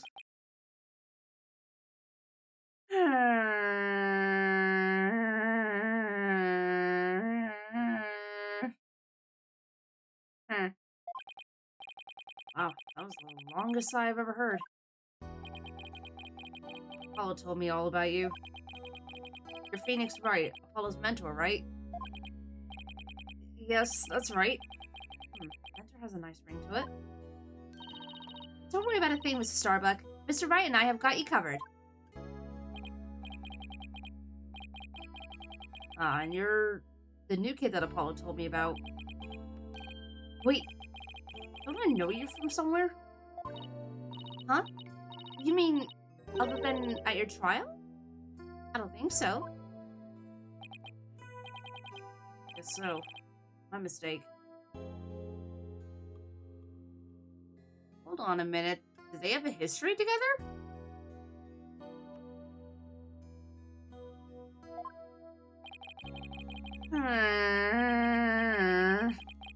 My memory isn't what it used to be. My mind and body are kaput. Same goes for my life. I mean, I'm so astronomically unlucky that I had a bomb go off in the middle of my trial. Trying to defend me would be like trying to enter the stratosphere without a spacecraft. Yikes, he's seriously gotta stop depressing himself. Cheer up, Mr. Starbuck. Besides, that thing you said about entering the stratosphere, that just means we'd shine like shooting stars, right? Shooting stars, huh? You know, you're right. Why didn't I think of that? After all, that's what we're all up. That's what we were all put on this earth to do, right? Shine like stars. I shouldn't mention the fact that shooting stars burn out in a flash. Oh yeah, here we go! 3, 2, 1! To the stratosphere and beyond! You're not Buzz Lightyear. Said it's to infinity and beyond, but you know, I'm guessing it's copyright. Yeah, I feel alive now. You can go ahead and ask me anything you want. Is that really all it takes?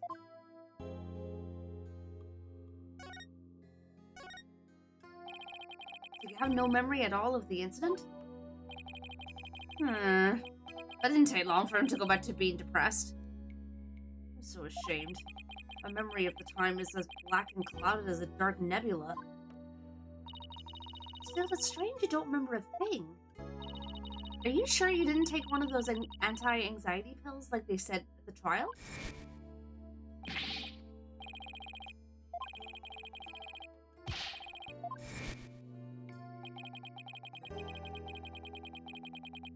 It is true I developed a fear of space because of what happened 7 years ago. I was taking medication secretly every now and then when my anxiety got bad. Having a fear of space is not something an astronaut can brag about, you know?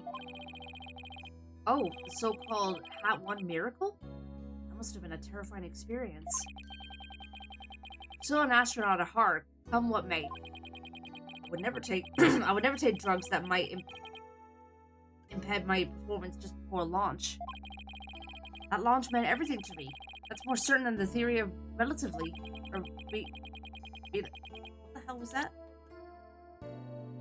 Relativity. Okay, I did read it right. He seems like a completely different person now. This is the face of the astronaut I know. The tranquilizers were found in your system. Yeah, see, that's the thing. I don't know why. I'm done for.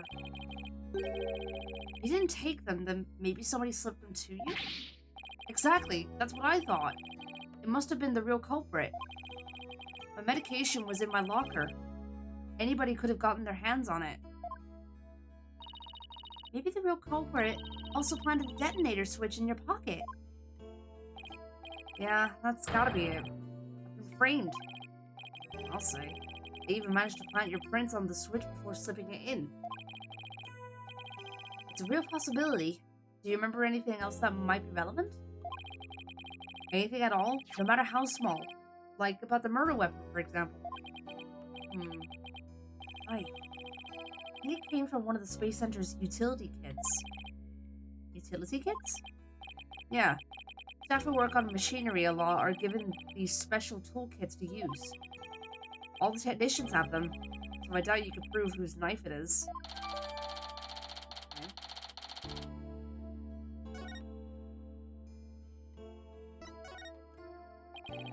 As I recall, your last trip into space was 7 years ago, right? That's right. It was a pretty rough experience. During that mission, we had all kinds of problems with the craft. You did? What kind of problems? Power failure, oxygen leakage, busted radio, cracked windows, loose control column. Heat shield came off as we were entering the atmosphere. I thought I was a goner. I managed to make it somehow with the popsicles and ice packs from the freezer. Christopher, welcome on in. Thank you for the 3-stream streak. No wonder they dubbed it the Hat 1 miracle. It's a miracle he made it back. Space is a boundless place. That's why it continues to capture people's imaginations. The vastness of space shows us how insignificant we are in the scheme of things. Darkness just goes on and on forever. Never, never, without end. Hey Anton, welcome on in. Hope you're doing well. Nobody else there. Nobody was gonna come save me. I was all alone. Alone. Nothing to listen to. Sound of my own breath, of my own breathing and heartbeat.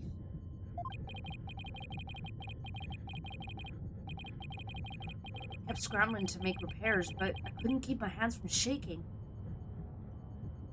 Glad you're alright, Anton. I'm doing alright, thank you. A little bit tired, but good otherwise.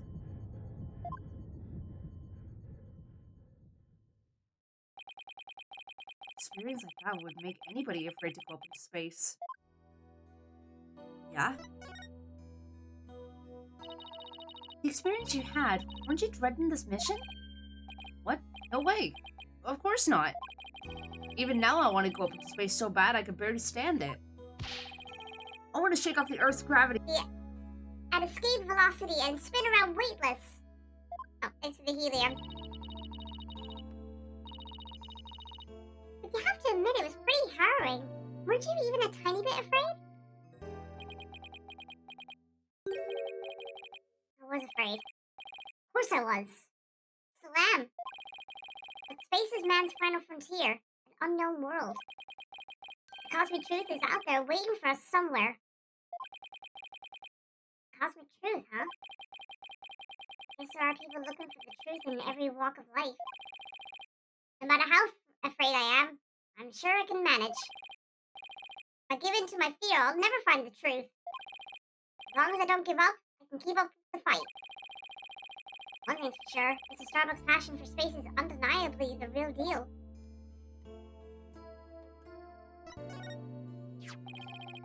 The victim, Clay Terran, he was kind of like a protege, Let's wasn't he? get a good stretch. Alright, I'll do that. Thank you, Anton.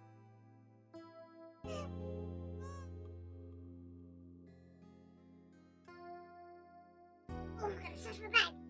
Ugh.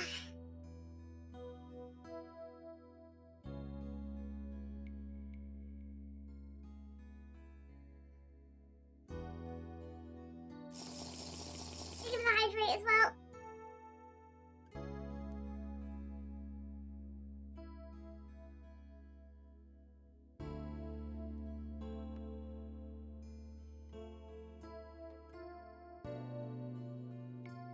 Ooh.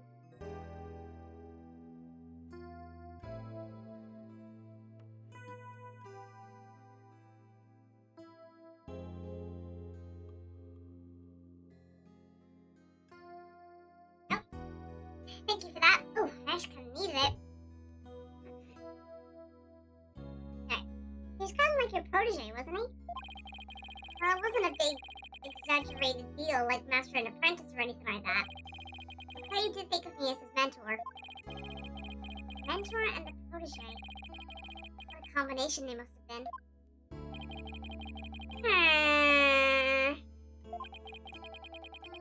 With encouragement, I knew I could get over my fear and go back into space. Now, he must have been very encouraging, huh? Yeah, it's funny, really. Whenever I'd hear him shout, "You're fine!" I always got the feeling everything really was gonna be just fine. You're fine? Papa says I'm fine, and you're fine. All the time, too. And I always feel encouraged, too, whenever I hear him shout it. That's where you get it from. Yeah, Clay and Apollo were best buds. They used to come visit the Space Center a lot, ever since they were high school kids. One day out of the blue, Clay even told me he wanted to be my protege. Those two hung around the Space Center so much they were like a part of the staff. One time during Zero-G training, I started to panic a little bit. And the two of them took turns shouting, "You're fine!" over the radio. It was a simple thing, but it was exactly what I needed to hear. So I'm fine and you're fine were like Apollo and Clay's secret phrases, huh? Wish I could ask Apollo more about Clay and their relationship now. Speaking of Clay, how do you suppose he climbed down the ladder with you over his shoulder? Yeah, for real. Sorry, but I can't even begin to imagine. He actually did climb down that ladder, so a way has to exist. From the freedom of space to the walls of a cell. That prosecutor said the dark night sky isn't half bad through barred windows. You're fine. Solomon Saul Starbuck is fine. Everything is gonna be alright. Huh? And Athena Sykes is fine. Come on, Mr. Wright, you too. I really have to? Phoenix Wright is fine. Phoenix Wright is fine. I can't hear you. Phoenix Wright is fine. We'll get you back into space, yeah, Mrs. Starbuck. Believe in your own innocence. And have faith in us. Apollo believed in you wholeheartedly, and that's good enough for me. I believe in you too. Thank you. Thank you, both of you. I'll put my faith in you. And I vow to make it back into space. All I need first is a not guilty verdict. Sure feels nice to reassure ourselves every now and then that we're all fine. Okay, Mr. Wright. Let's get our investigation of the Space Center started. Pronto. Good idea. Let's go. Then. Let's go.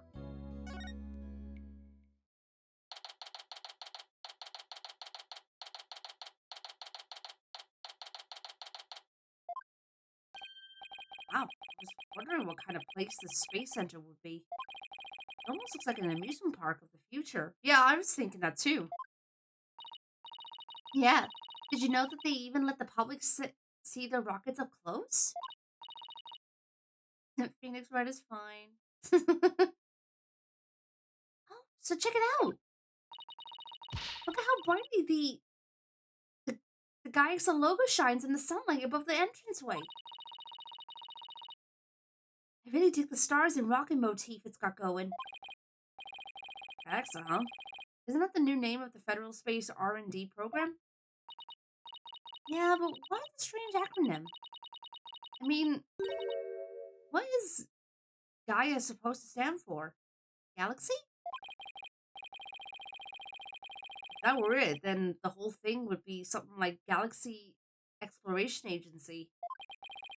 Which, if you ask me, I've had abbreviated to GAXA or even Gaia? I guess so. I know. Maybe the person who came up with the name just really likes the letter Y. And why do they like it? See what I did there? I'm giving it to myself anyway. This exchange is beginning to feel oddly like deja vu. Anyway, this place is more than just than a research facility. It's also a tourist attraction. Tourist attraction? Oh, maybe you laugh. It's a monument of the human race, or to the human race. Galactic scooter, full speed ahead. Who the heck is this?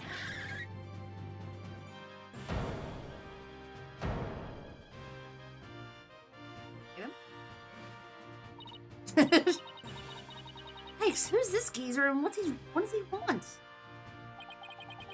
Look upon me and look well.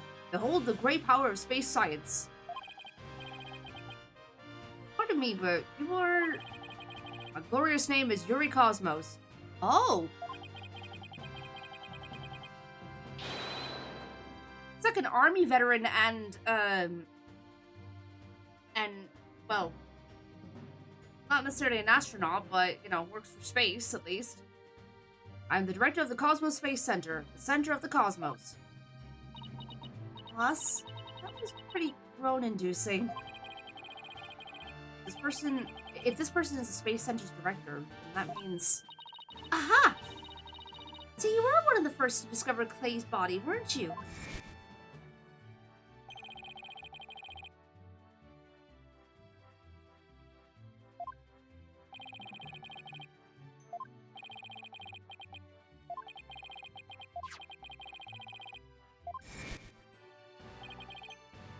That is correct. I was honored to be the very first man in all of space and time to discover the body. But this talk of the incident, are you by any chance the space police? Can't tack the word space onto just any old thing, you know. We're Mrs. Starbuck's lawyers. We're here to investigate this case. Oh, and we're Earth lawyers, by the way. Ah, I see. Yes, I've heard about you. In that case, by my esteemed privilege, I grant you permission to investigate. I trust you're appropriately grateful. Now, go ahead. Have at it. I can already tell he's going to be nothing but trouble. Don't let him hear you say that, or you'll see what trouble really is. Let's just be professional and ask him about when he found the body, okay?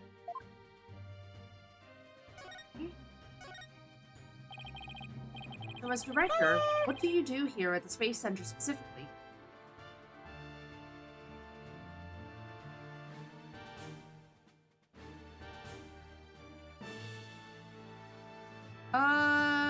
Portal, thank you so much for the follow. Welcome to the Biscuit Bunch. Hope you're doing well.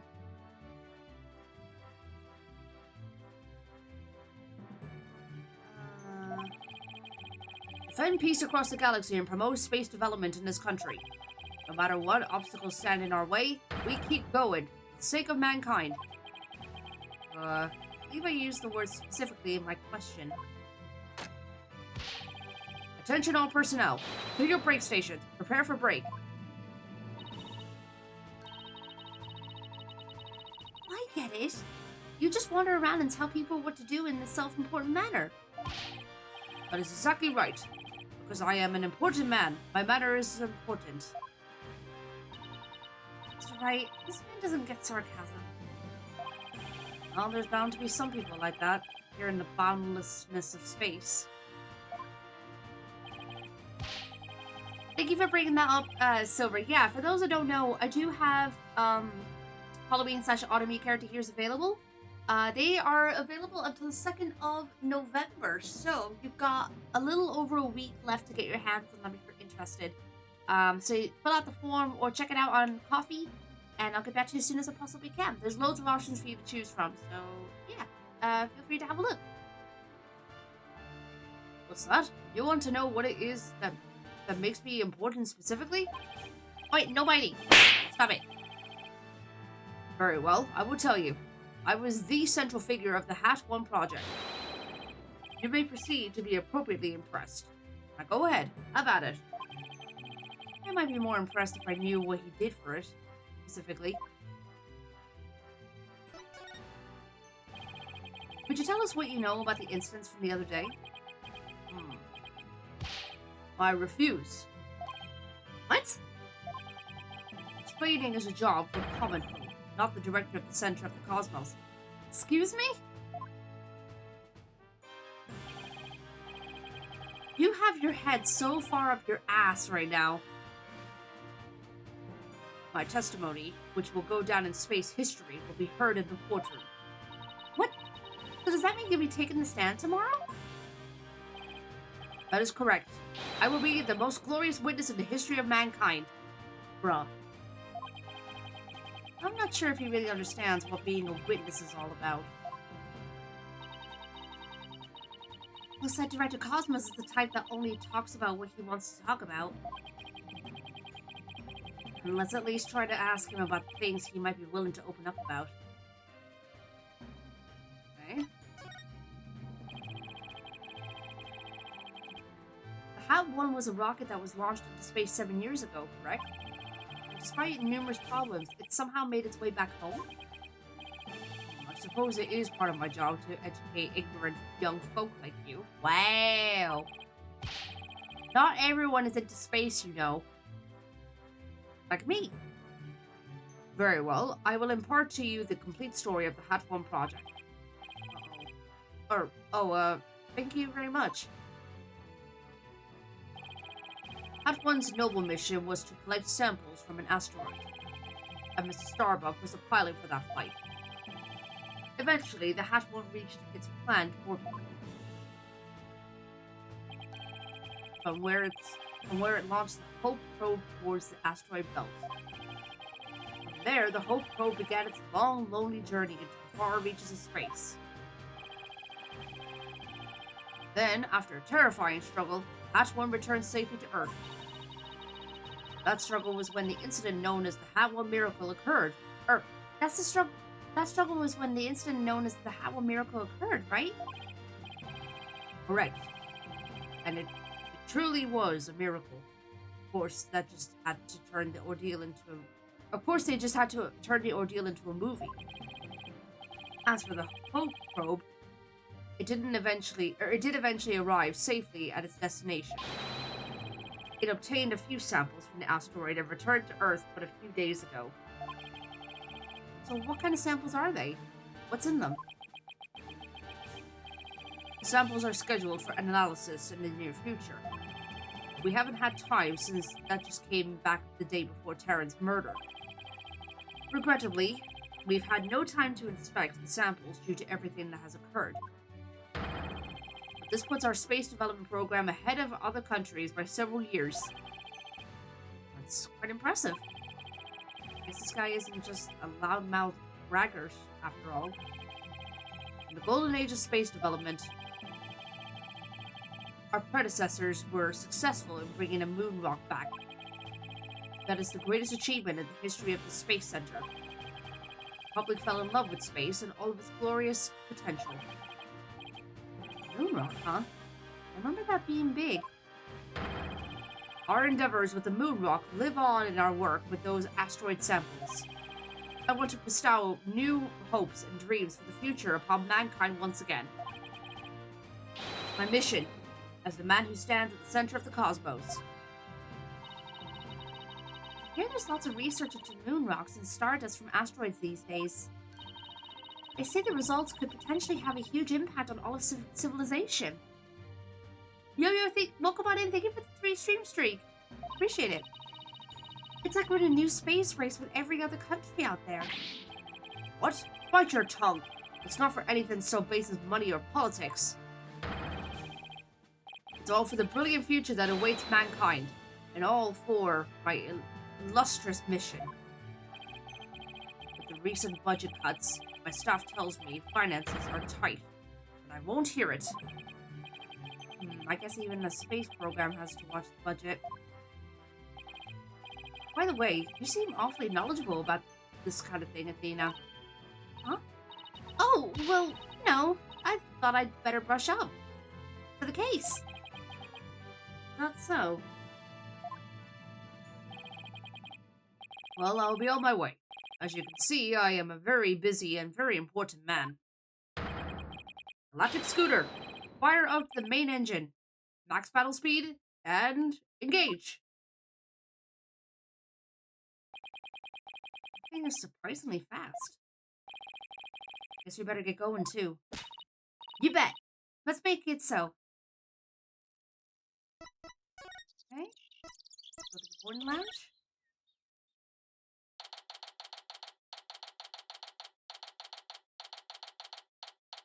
What the heck is that thing out there? So this is where Mr. Terran was murdered. Yeah, this is the lounge. Let's see that diagram the police made again. Right now we're in the main building here on the right side on the 3rd floor. Clay and Mr. Starbuck fled here from Launchpad 1 after the explosion. You there! No admittance without express permission. We're Mr. Starbuck's lawyers.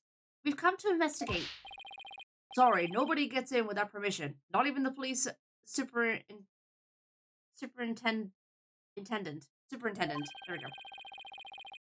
Can't have a Detective Fulbright getting mad at me. But Detective Fulbright is here, huh? Yeah, he's in the Launchpad 1 corridor. Go get clearance from him, and then we'll talk. Leave it to me. I'm great at getting intel out of Detective Fulbright. Let's see. What trick should I use on him today? I don't know if I should be grateful or afraid. So, to get to the Launchpad 1 corridor, we just have to go through that door with the blue rocket on it, I think. Wait, a door. It looks awfully familiar. You don't say. Oh, wait, no biting. Stop it. Good eyes there, boss. Yeah, but how do you get in? This is the door Clay and Mr. Starbuck used during their escape from the launch pad. Ah, that explains it. That's not a reason. Also, it's not a thing. The fingerprint system has been deactivated, so I think we could just pass through. Okay, good. Now, come on. Let's go.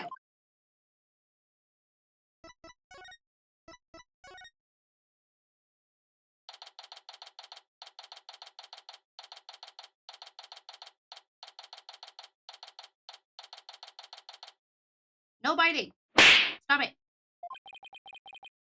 This is it, huh? This is the corridor two of them used in their escape. Yep, this is the only thing connected Launchpad 1 with the main building. See police tape down at the other end, so you won't be looking at the launch pad. My jet's about to bust. Oh God, Ford! Hi Ford, welcome on in. Hope you're doing well. After the explosion, this whole corridor must have been filled with smoke. The launch pad itself was probably a sea of flames. It's been pretty scary for them. Now, where could Detective Fulbright be? Hey, I think that's him over there. What should I do? Which path is the path of justice? seems to be lost. That's funny. This corridor is a straight shot. Huh? Ah! It's you, lawyer people. Welcome to the Space Center.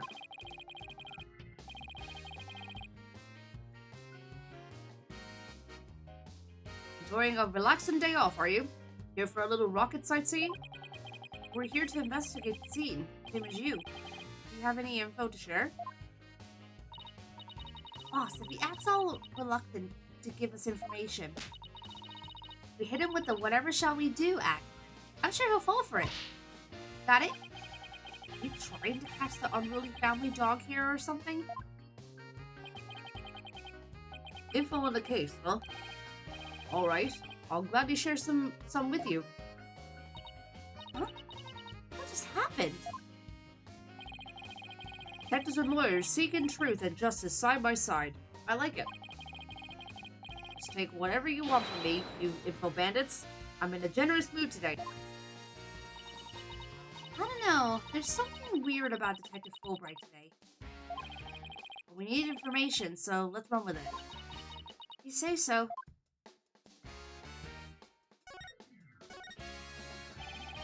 Detective Fulbright, would you give us permission to investigate the crime scene? There's an officer on guard and we can't get in. Oh, whatever shall we do? That's an easy one. I'll let them know over there to let you in. Investigate to your heart's content.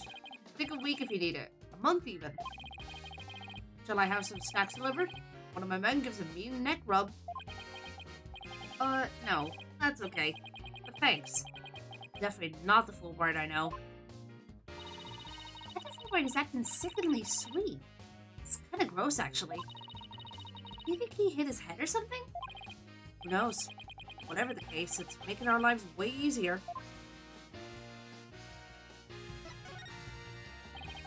You were here at the Space Center at the time of the incidents, weren't you, Detective? That's right. I was here on a security assignment. Police are required to secure rocket launches now? I didn't know that. Yes. Well, you know us. Serve and protect. Explosions occurred while I was here on duty, so I started leading the evacuation. Leaving out a lot of details, but okay. Could you tell us more about what happened? Of course. A bomb went off at the second floor of the main building. Right after that, the one over in Launchpad 1 also blew sky high. So I immediately instructed the visitors and the employees to evacuate to the shelter. Shelter? Right. There's an evacuation shelter in the basement of the Space Center. It's there for accidents and emergencies and the like.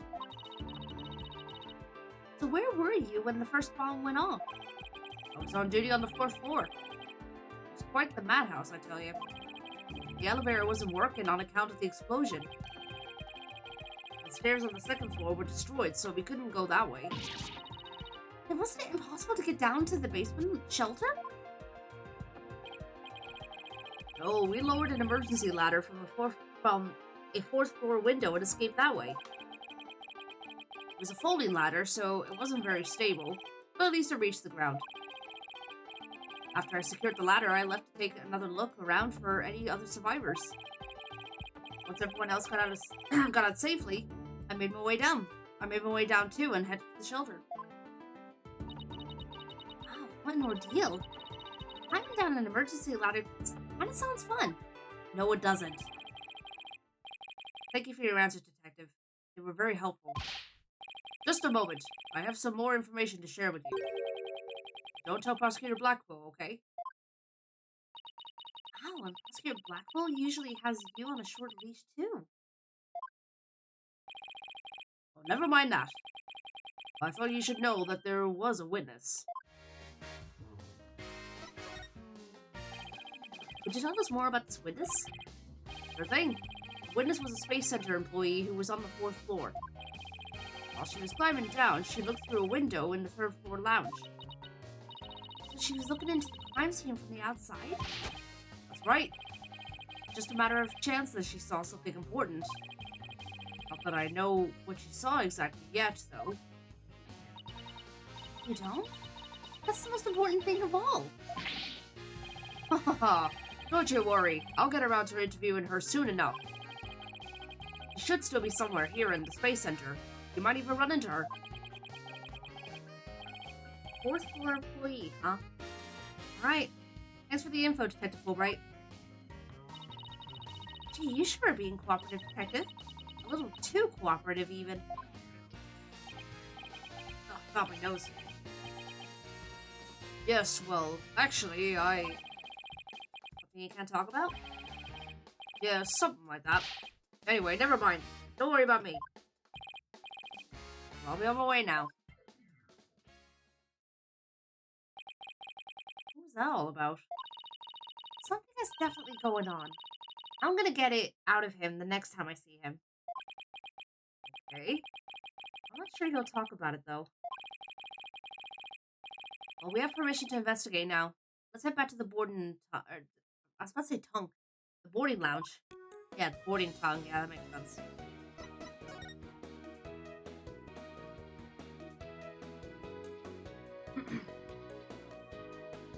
Just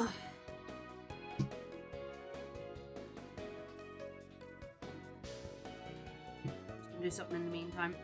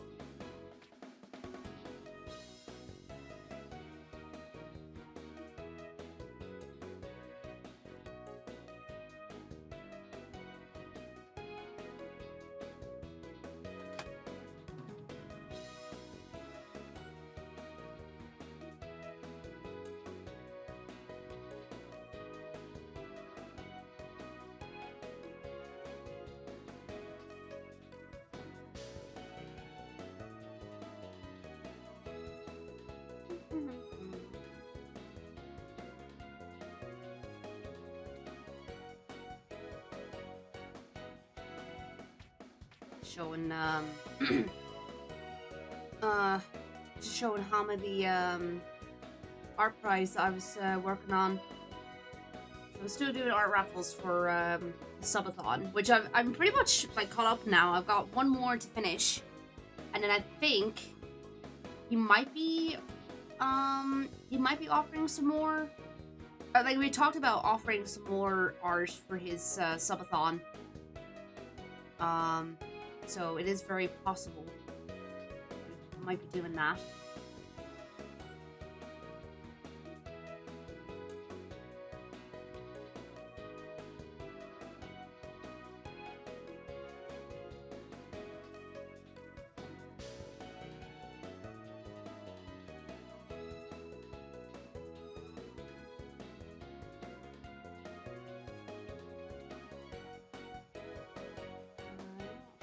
The server now that it's done.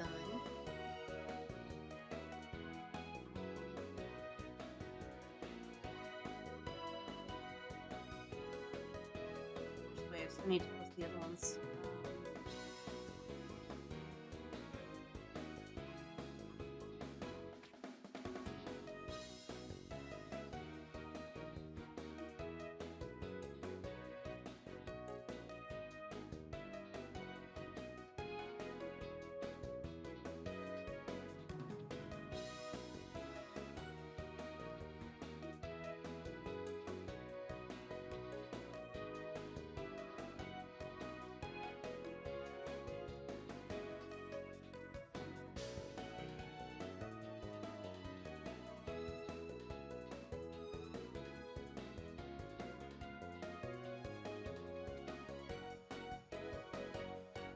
Honestly, just saw it. Yeah, he just saw it. Nice. How far did you get into Power Simulator 2? I got into... I think I finished 4? I think I finished 4 maps in the story mode. Pretty sure pretty sure it's 4. So I think the last place I did was the camp. Yeah, the last place I did was a camp.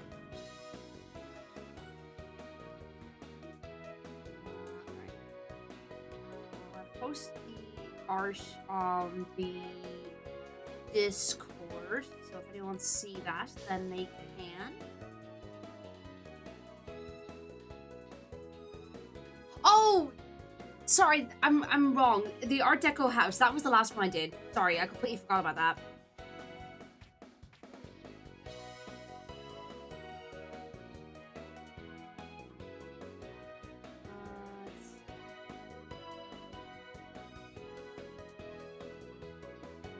Posting these on Telegram as well.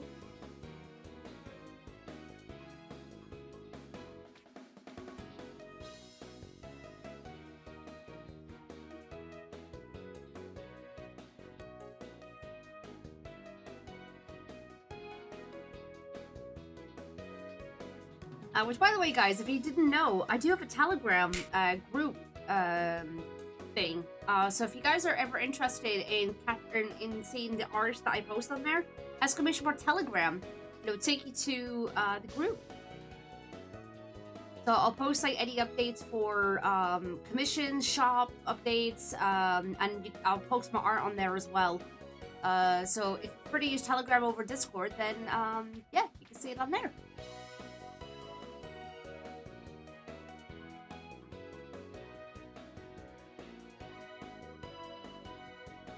Yeah, the Art Deco house definitely took a while for me as well. Hey Slushy, welcome on in. Hope you're doing well. And welcome back from ads, everyone. Sorry for the wait, and also thank you for your patience. Appreciate it.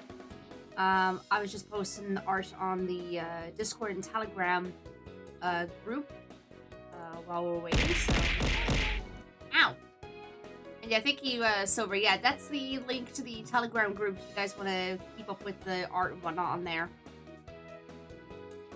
I'm going crazy on this house in Power Simulator 2. Are you talking about the house that you decorate, or are you talking about the Art Deco house? Which one are you talking about?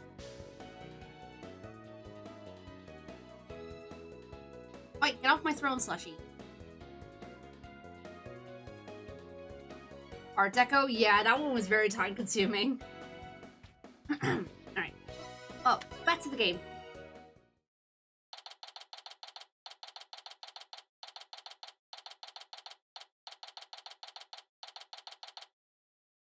Slushy, thank you for the 3-stream streak. Appreciate it. You two. Detective Fulbright has granted you permission to investigate. He also said I should bring you some snacks or give you a neck rub, too, if you'd like. Oh, that's alright. But thank you for the offer. Well, time to roll up our sleeves and start investigating. Now, let's see. Where's that diagram again? So, this lounge is on the 3rd floor of the main building. And according to Apollo, this is where he believes a third party killed his friend. Well, let's stop the recap and start looking for traces of this third person then. No, not a thing, Slushy. You read my mind. You read my mind, Athena. We'll make that our first priority. There's just one problem, though. This room. It's just so big. Don't worry, we can use this to help us. Space Center pamphlet? For tourists? Yep, painted up at the entrance. The maps inside should come in handy. Let's see. Yep, here it is. A map of the lounge. This is the door we went through to talk to Detective Fulbright. Yeah, that's the door with the fingerprint recognition lock. I guess this map will make things a little easier.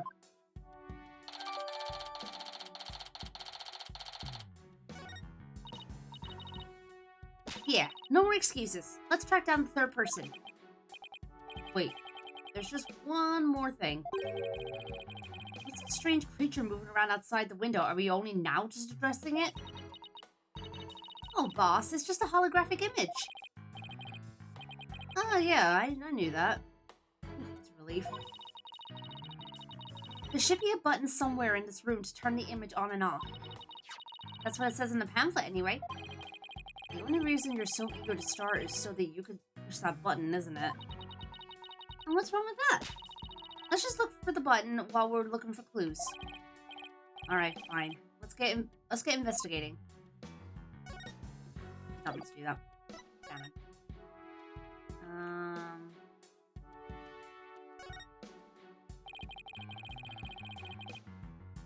Some pretty futuristic looking furniture over there.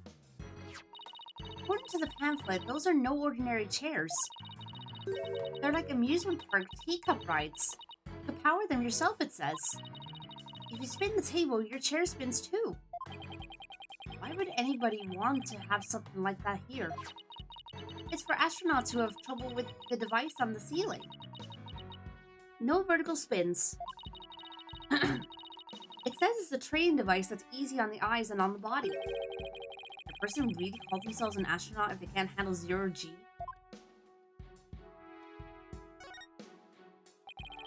First glance, it looks like a peaceful landscape, but then there's that creature. Didn't the Hope probe go to some planet? Maybe this is what its surface looked like. I don't know. I think it would have made the news if they discovered a creature like that. It did make quite a bit of news, though, when the probe came back. Yeah, the Hope probe didn't even go to a planet. It went to an asteroid. It's a big rock kind of thing. Even aliens can't live there.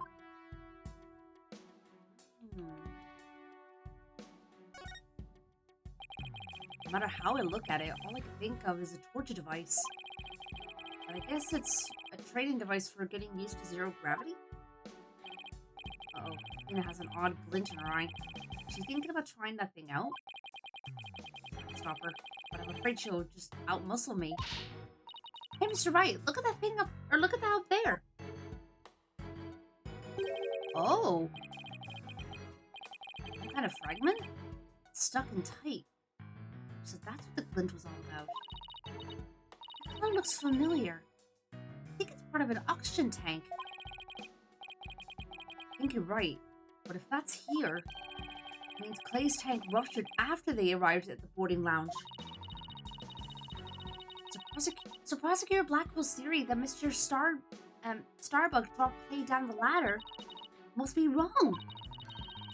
That proves that both the astronauts were alive when they reached the boarding lounge. So Apollo was right.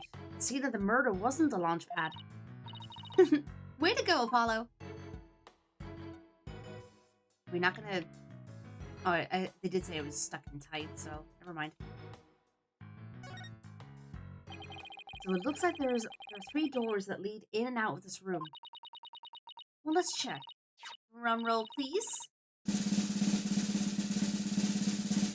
Ta-da! The Space Center pamphlet. I had to do it. We're here at this place that says Boarding Lounge 1. Here are the 3 doors. Let's call them Lefty, Righty, and Downy. People usually say west, east, and south in a case like this, you know. Details, details. Anyway, take a look at the west door. That door with the rocket icon leads to Launchpad 1. I know because it says here on the map Launchpad 1 corridor.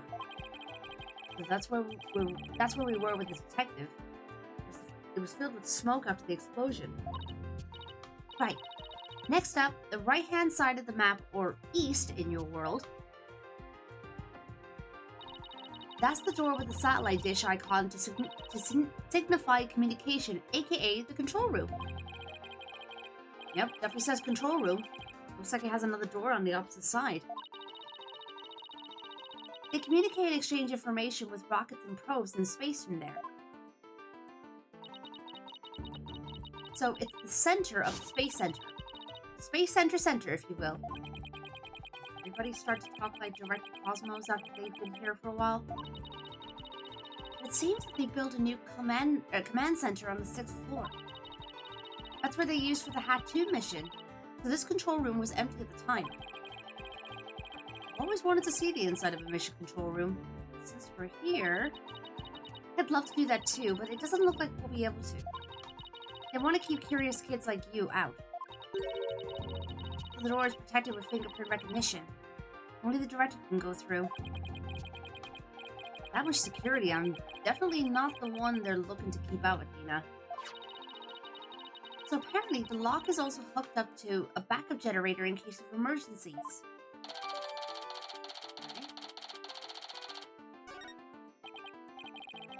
Okay, what about that last door? This lower door. Oh, excuse me, I mean, south door? It leads to the elevators.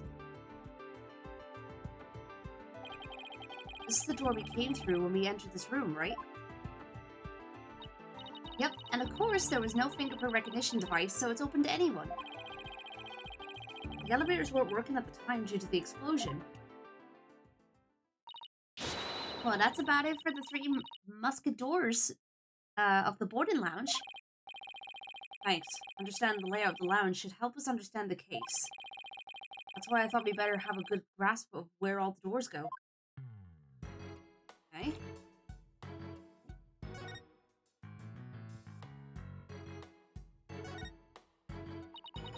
Let's see. This door is... Where's that pen? Here we are. It's the door to the corridor that leads to Launchpad 1. We literally just talked about this. We went through it earlier when we went to talk to the Detective Fulbright. So I guess the security lock must be disengaged now, right? They say the corridor was filled with smoke at the time of the bombing. Oh, that was Phoenix. This thing beside the door. This must be the fingerprint recognition device. Which reminds me, I think Prosecutor Blackwell talked about it at the trial.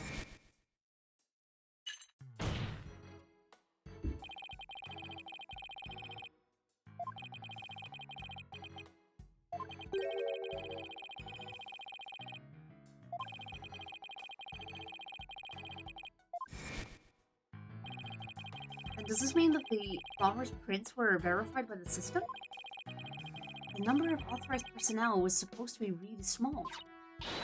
Voila! Fingerprint powder. I brought it just in case something like this came up. I found it at the office. I've been just itching for a chance to use it. Oh boy, we're using this thing again? Wow, way to think ahead. Now let's dust the fingerprint recognition device and see what we can find. You got it. Now to sprinkle some here, and a little over there, and... What the heck is that sound supposed to be? Let's see what we have here. Oh, we got something! Oh, it's only a single set of prints. Isn't that a good thing? Sure wish we could figure out whose prints these are. Although, I doubt we'll be so lucky as to get the culprit's prints on the first try. Well, I'm willing to bet that Detective Fulbright has some fingerprint data. Right. And there's security footage of the store, too. Yes, here it is. It came up in the court the other day. Wish we could see the part of the footage just after this bit. Oh, because that would be right before the murder, wouldn't it? Plus, that's the detective. The mood he's in, he'll probably show it to us right away. Yeah, he's in almost too good of a mood today. Let's go see if we can find him again once we're done with this room. Oh, that was Phoenix. Not that it really matters too much, but still. So this is the fingerprint recognition device. I guess you put your hand on this hand mark. Why guess when you can try? Now, to line up my hand with the outline. Don't, Athena, this thing is related to the case. Get your prints all over that, and the next thing you know, you'll be named a suspect. How could you be so cruel to a little girl like me? I'm not buying those tears, Missy. And crocodile tears. I wonder what this big knob is for. It looks like the knob on a stove. Well, it's the same shape, but I guess that's where the similarities end. I mean, it's behind a glass pane. What kind of stove would require knob security like this? Well, the knob is straight up and down, so if it was for a stove, the burner would be off. Right. If it was for a stove. Still, I wonder what it's really for. Something turned on by a knob that's not a stove? How about a rocket engine? If you had to start the engine here, the rocket would take off before you could get in. And I guess what we can say for now is that it's a mystery knob. Mystery knob. Jesus Christ.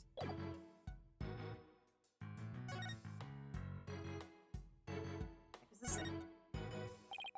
Here's another amazing piece of equipment. Walk on the surface of the moon, it says. Oh boy, I want to try it. Gravity is weak on the moon, so I bet I could do mid-air somersaults. We're still on Earth, remember? Besides, it's connected to the ceiling. Well, at least I could jump really high. There's a sign on the wall that very clearly says, don't jump too high. No. Wow, that was a voice crack. Then what good is this thing? Didn't I say in the beginning, walk on the surface of the moon?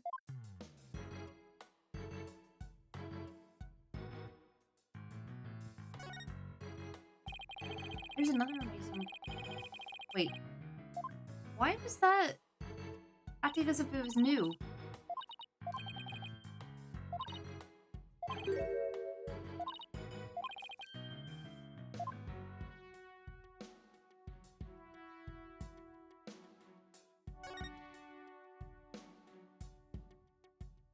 Oh. Hey, I see something shiny down there. Let's take this cover off then. Oh. What's this? It looks like a metal jelly bean. It's really small, but it's a bullet. It's only about 2 to 3 millimeters in diameter. Let's see. What would make the caliber 10? Caliber refers to the diameter of a gun's barrel, right? Yes, but I've never heard of a .10 caliber gun before. This bullet must be for a special kind of gun. I bet if you tried firing a bullet this small with a regular sized gun, it would just fall right out. Yeah, it must have been a really small gun. I wonder how the bullet ended up here. I mean, we're in the bottom left of the south door side of the room, according to this map. It's pretty far from where Clay's body was. Maybe the police didn't think to look here. Yeah, leave it to Detective Fulbright to accidentally hand us just the card we need. Okay.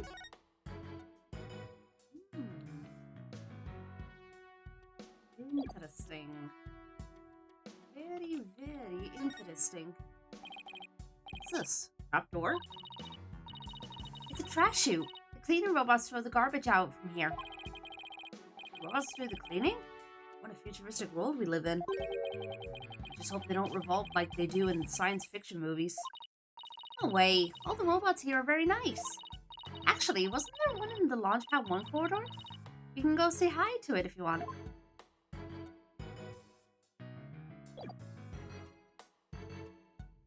Oh, did not mean to do that. Oops. Oh, do we have to go through this whole thing again? I did not mean to do that.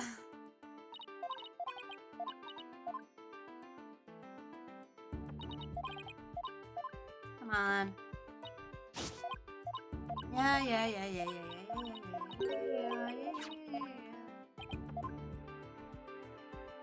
Know all this. Move on. Move on.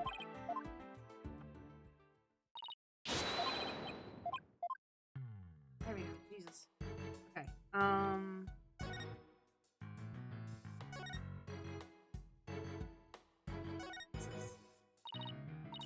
a mirror. How thoughtful of them to put one here. Thoughtful? The ladies can fix their makeup. One's appearance is just as important as in space as it is on Earth, you know. You never know when you're going to run into some other life form after all. I doubt anybody who thinks like that would ever become an astronaut in the first place. Honestly? Yeah. Agree with that. There's some kind of panel with 2 buttons on it here. Just push it! That's the invariable principle of buttons. There are such things as buttons left unpushed.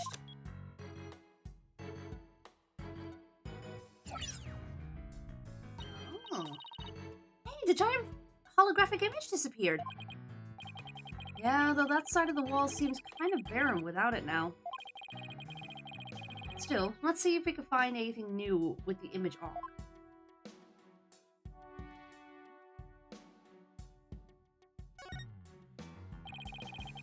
These are apparently oxygen capsules. They're for recovery after a training session. I wonder if they can change your voice. Testing, testing, 1, 2, 3. Huh, didn't do a thing. It's not helium, Athena. It's oxygen. Yeah, for real.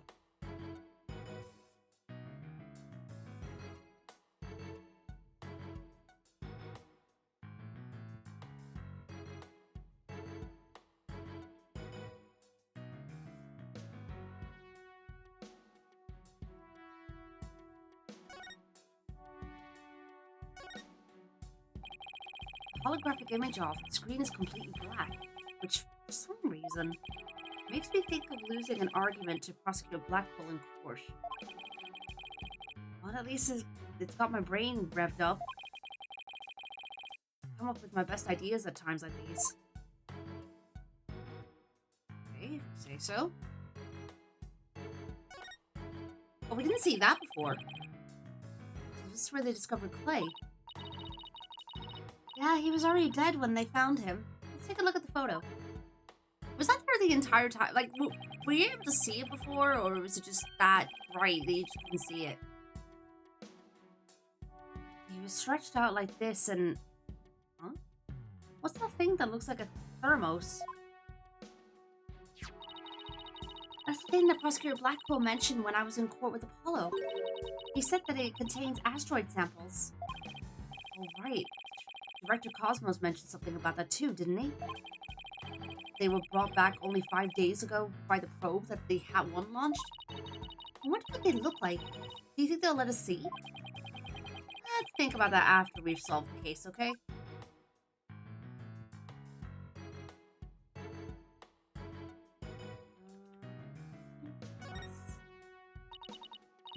Window. And it's right next to the holographic image too. I bet it's here to help people see the stark contrast between reality and virtual reality. Way off. There's emergency ventilation. You know, to clear smoke from a fire. See, it's pointing at the virtual insanity of reality. God, Athena. Anything else around here that we're missing? Let's see anything. Let's turn around.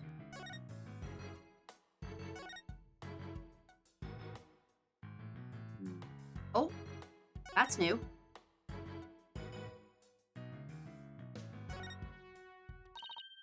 Hey, Mr. Wright, take a look at this. Looks like a bullet hole. Great find, Athena. Pretty big. Whoever fired the shot must have been using a pretty large gun. You think so? Based on my experience, I'd say this was fired from a regular pistol. Well, whatever size it was, somebody fired a gun in here, right? Apparently. This is an important fact. Do you see a bullet around somewhere? We already got it, you fucking... No, the police might have taken it, though. We already have the bullet. Although they did say it was small, so maybe it is a different bullet. I don't know. Let's ask Detective Fulbright about this bullet hole later. Okay.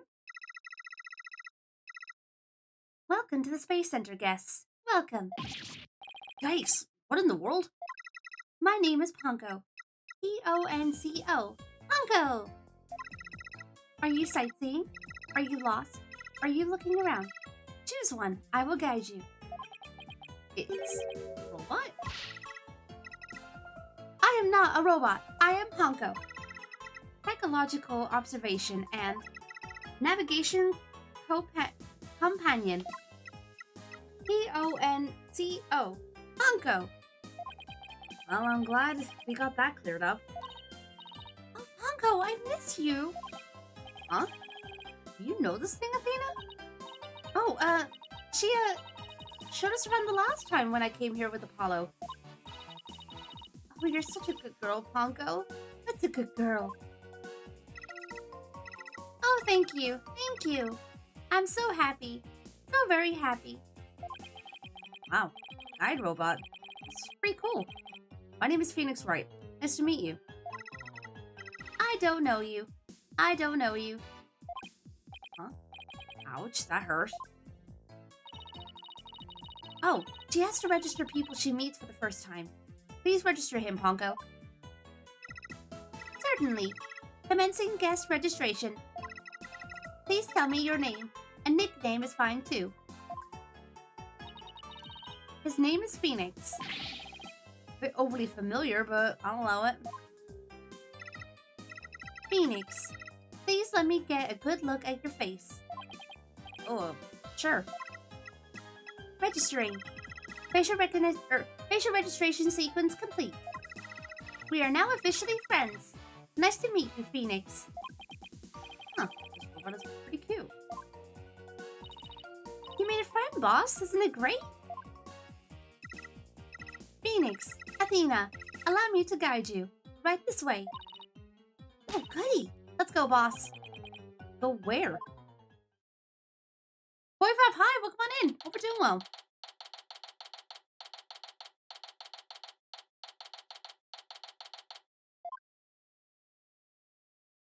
Oh, boy. Wow. What is this place? Is that rocket real?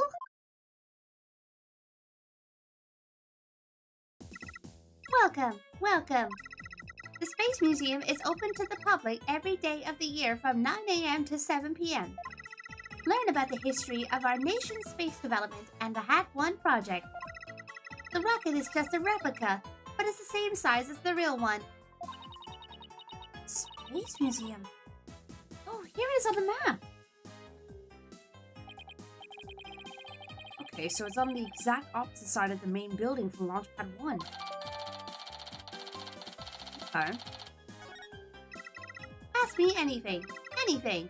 I will explain. This is quite the place. I can't believe we get to see a rocket this close up.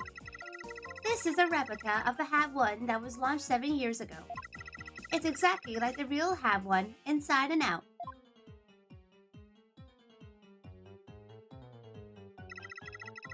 Its little brother, the Hat 2, was supposed to launch the other day.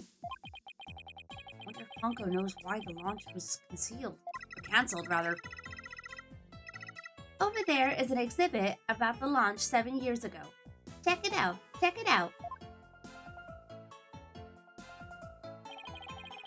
Spacesuits, photos, newspaper articles. I had to come here again on a day off. Hey, what's this photo of? Phoenix, that's the staff of the Hat 1 project. Oh, there's Mr. Starbuck. He looks so young and so different. And that's...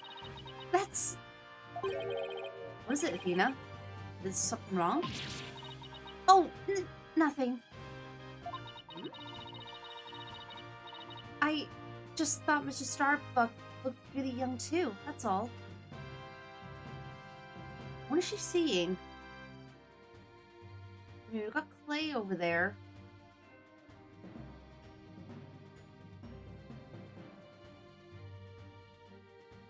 I'm trying to see, is there something on here?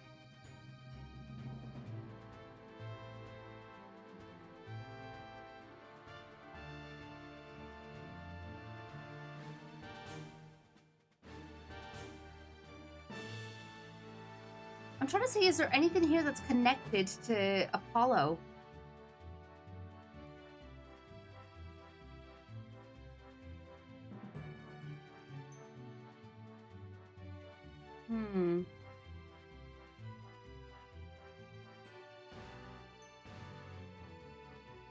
Yeah, I see Clay's there. I was just checking to see, is there anybody, or like, is there anything or anybody that...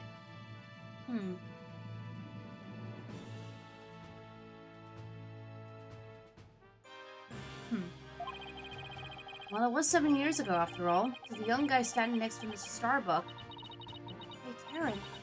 victim. They were mentor and protege even way back then. He's even got one of the staff jackets. He looks just like a regular staff member. No, he was still a student then. He just borrowed one of Solomon's old jackets.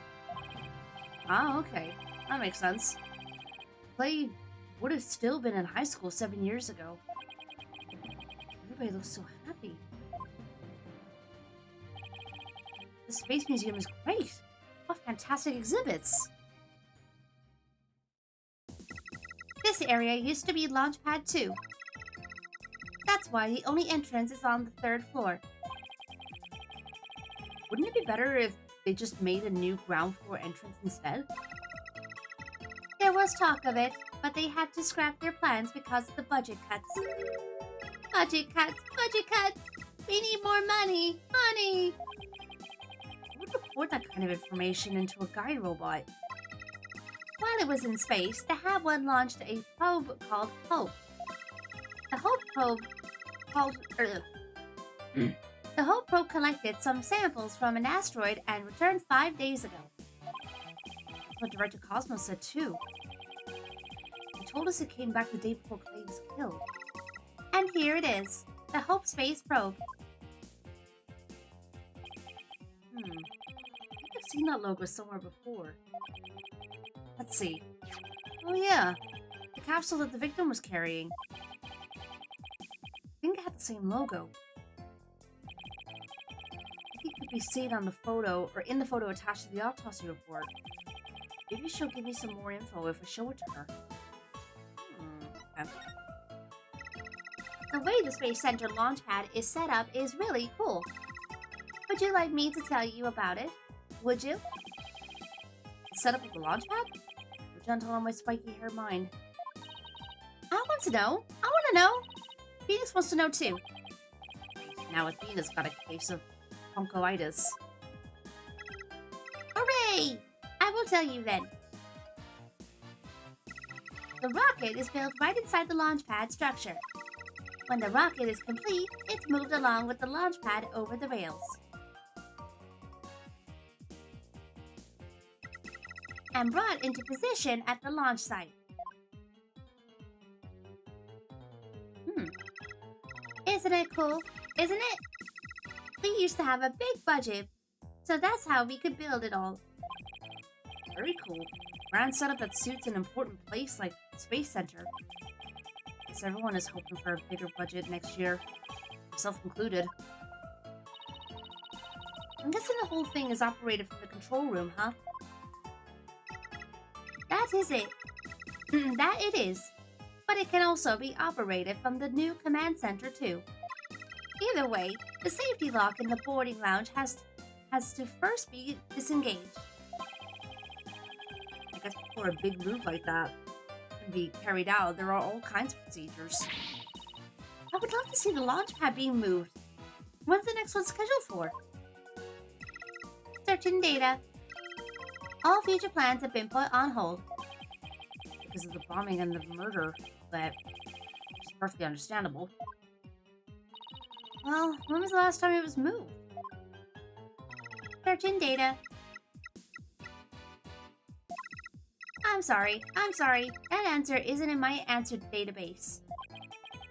Honko can only answer certain questions.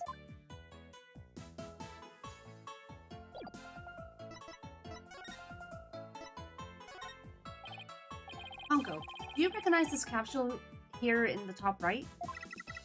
Checking registered data. I know. It's the Hope capsule. It was carried inside the Hope probe. In the asteroid samples, right? Yes, it was designed to store the samples gathered by the Hope probe. It's been stored in the safe in the Launchpad 1. It's been stored in the safe in Launchpad 1 ever since it returned to Earth. It must not be removed. Don't worry, Honko. The people in charge already know what happened. They do? I must ask them later. The capsule was being kept in Launchpad 1, huh? Maybe Clay was trying to carry it to safety after the explosion.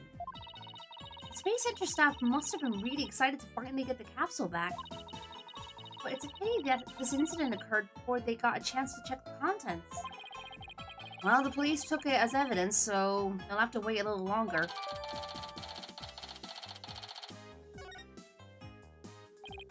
Well, we certainly learned a lot about the Space Museum. Thank you, Ponko. You explained everything very well. I love to explain. Thank you for listening. Thank you. You are like old friends. Hard to believe you just met recently. It's because Ponko is so friendly. Well, what should we investigate next? Let's go find Detective Fulbright. We have things to ask him about. Let's see. Security footage and the fingerprint data, was it?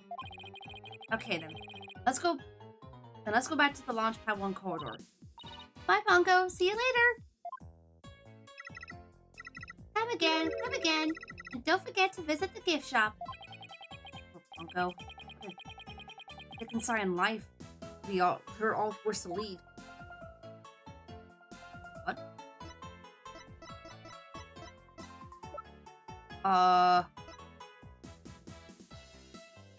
What are we supposed to give her?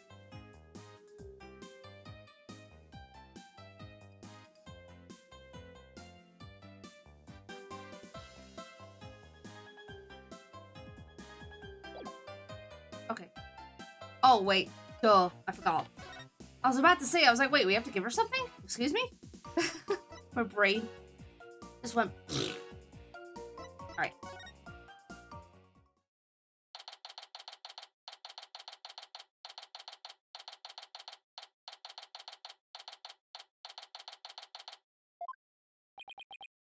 It's not flat, Katie. What should I do?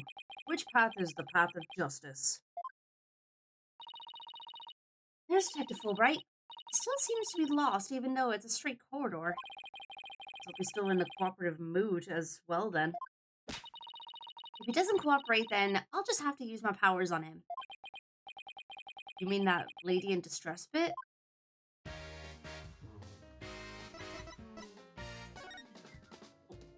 one.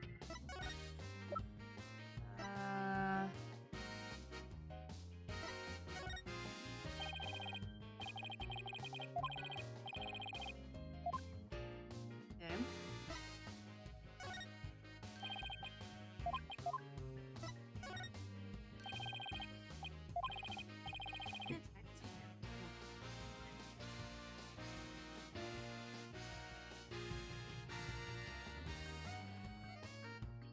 Never mind, it's just my phone notifying me that's low battery. Thank you.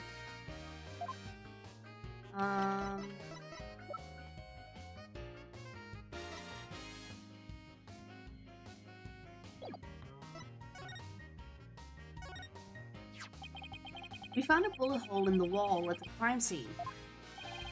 You did? Our team found that too. It was Detective Arm who fired that bullet. Detective Arm?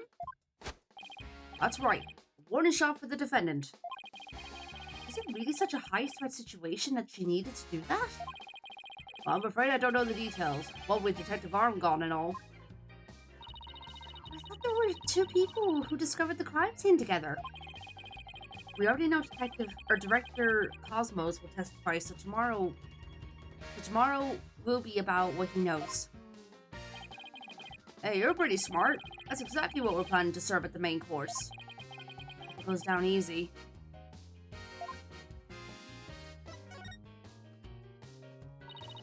Detective, we'd like to run a comparison on some prints we found on in the boarding lounge. Ah, yes, I just happen to have compiled the print data of everyone related to this case. I can always make another copy for myself, so it's all yours. Consider it a gift. This is quite a bit of data. Well, when I said everyone, I meant it. Prosecutor Blackwell said to dig deep, so that's what I did. It took a while, though. Oh, he got Apollo's and my prints. He even got prints for all of the robots. I guess when Blackwell said to dig deep, Fulbright didn't bother to ask how deep. His fingerprints are here too!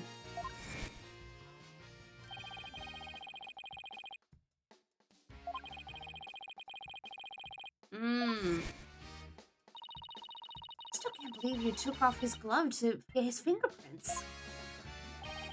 Yeah, well, you can't blame me for thinking they're important in this case. There are a lot of doors that require fingerprint verification in the lounge. So depending on whose prints we find, it can completely change the tide for both sides. Makes sense. After all, the culprit's prints did get them past the fingerprint lock somehow. Oh, and take this picture. It might come in handy. Hey, Ed, welcome on in. Aw, thank you, and I hope you have a good vacation. Isn't this just a photo of the Launchpad 1 door? Yup, but Prosecutor Black Crow seemed really interested in it for some reason. Huh? What's important about this door? Beats me. Boy, could you see the gears in his head go into hyperdrive at it. Sounds like this is going to be a major point of contention tomorrow. Hey, don't forget about the print comparison, boss. Right. Detective Fulbright, do you think you could run the test for us right now? You just leave it to me. In justice we trust.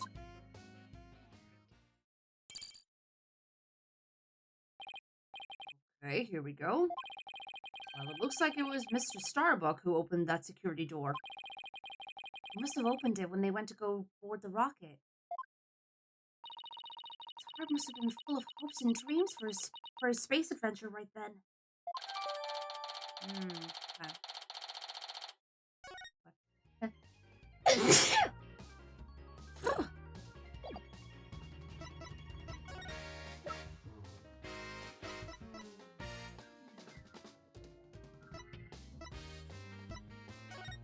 if we can get any information out of him now. Thank you.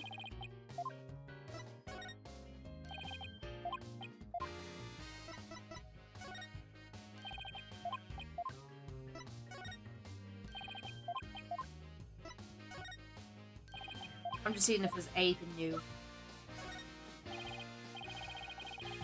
Detective, about the security footage that was taken by the Boarding Lounge 1 camera. Oh, that footage? Go ahead and ask me anything you'd like about it. Is there any way I could see a little more of the part just after this? Easy as pie. I'm glad to show you. Here we go.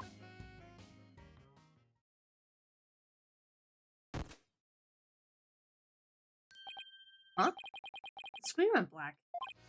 Like, yes, apparently the after effects of the explosion damaged the wires.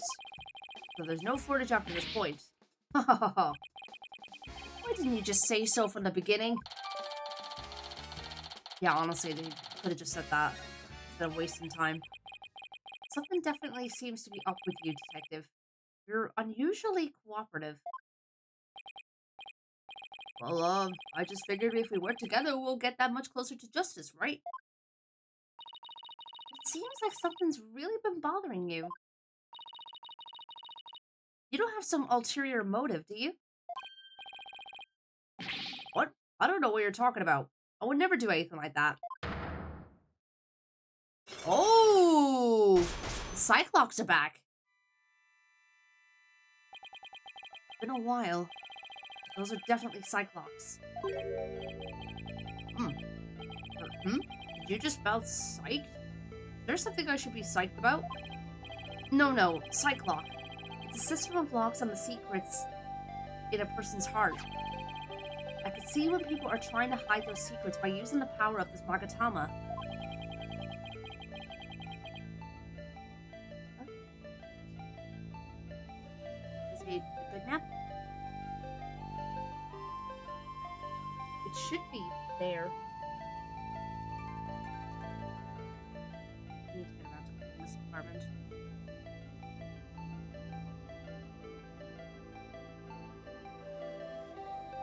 Presenting evidence can break those locks and reveal any secrets they're hiding. Mr. Wright, how much did they bilk you out of that piece of rock? If you've been swindled, I know some lawyers I can introduce you to. I'm more than capable of representing myself, thank you very much. I mean, he's had to do it before. It isn't some kind of fraud. It really works. A friend gave it to me a long time ago. But I guess seeing is believing. Allow me to show you. Okay. save real quick.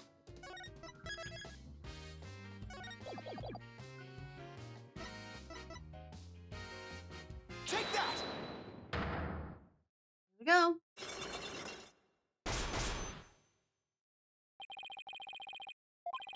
I think you're hiding something, Detective. So why don't you just tell us about it? And a Boosek. Hey, Michael, come on in. What we do, what to do? Which path is the path of justice? Detective Fulbright is really in agony. That's the issue he's so torn up over. I really understand what's been bothering you, Detective. I truly do. Something happened that goes against your principles, isn't that right? No. I don't know what you're talking about. Until the explosions occurred, everything was just fine. Is that a fact? Yep, peaceful as peaceful could be. Everyone whistling a happy tune as they did their job. You never saw a more relaxed guard detail for a routine rocket launch. I don't think the guard detail was as relaxed as you claim, as long as this exists. I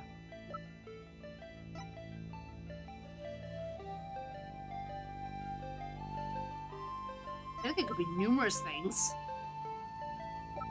I'm gonna say this. Take that! Okay, no, it's not that. Okay.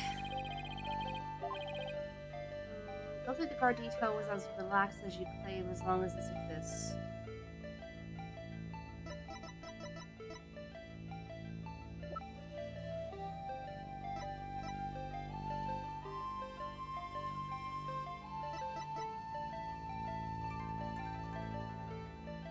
Take that! No?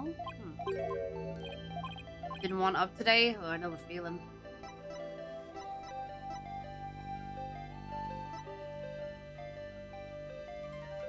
Take that!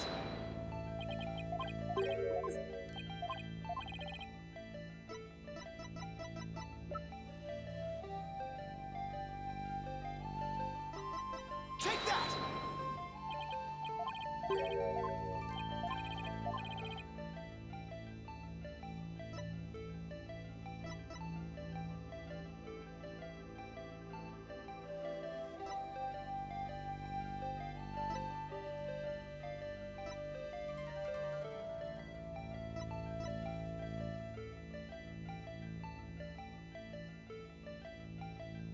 Take that!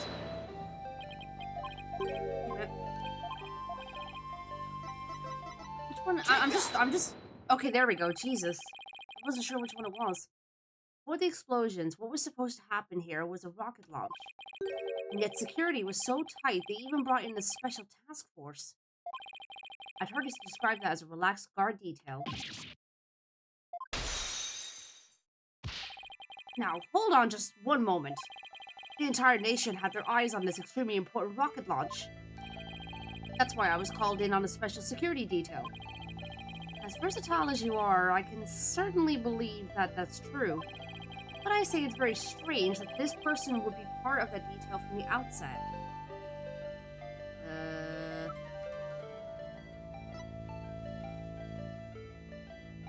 Take that! No?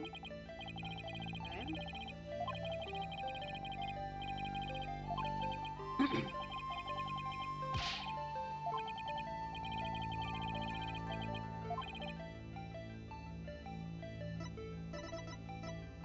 Take that! No? Oh, for sure it would be him.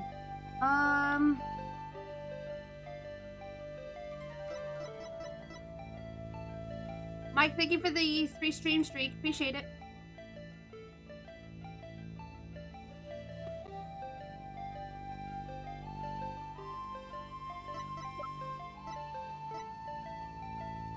Take that! Ah, there we go. Detective Arms specialized in bomb cases. The fact that she was here on hand means that you people knew there was the possibility that a bombing would occur. Wow, it didn't take long for him to break.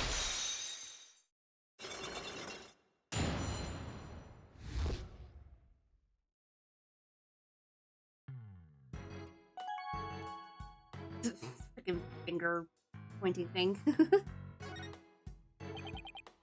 Alright, I concede. You win. It's just as you say. A few days before the launch, they were warned about a potential bombing. The plan to launch went ahead in spite of the threat. But why? What were they planning to do if someone got hurt or killed? Yeah, I know. The decision to move forward wasn't exactly just, was it? How was the warning delivered? By phone and directed to Director Cosmos.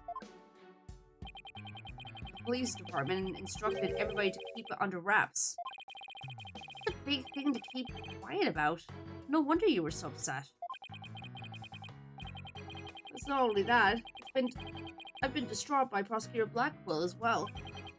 Prosecutor Blackwell? Well, as his handler, I'm sure you have a lot of difficulties. That's not it. It's a question of justice. I've been wondering about why he's allowed to stand in court. Honestly, yeah, it's a valid question. The reason he's still prosecuting? Detective Fulbright, please tell us everything you know. Well, talking to you folks about it would definitely be breaking the rules. Never mind that. What are rules but things to be broken, right?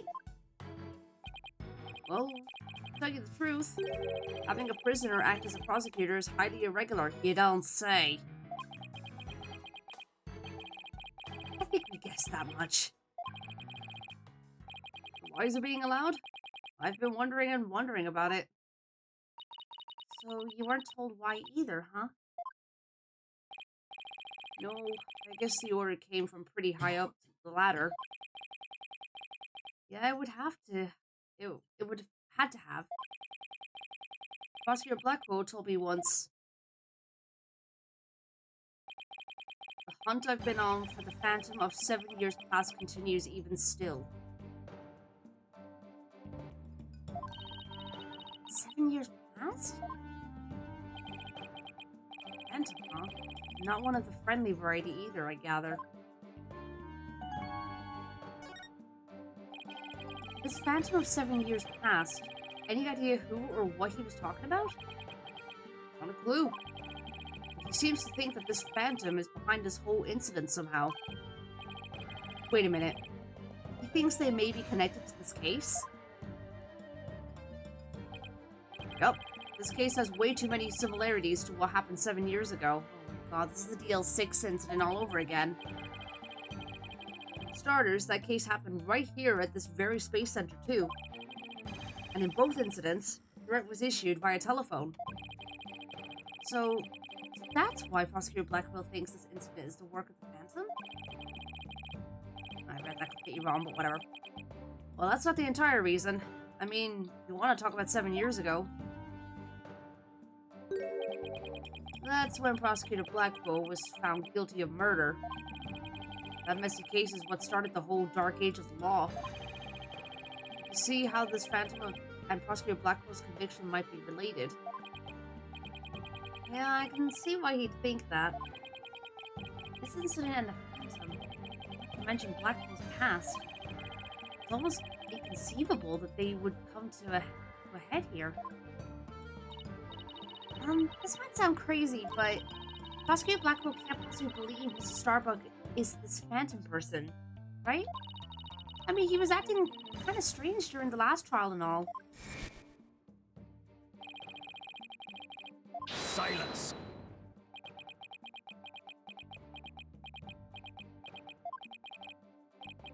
Hey Chase, how you doing?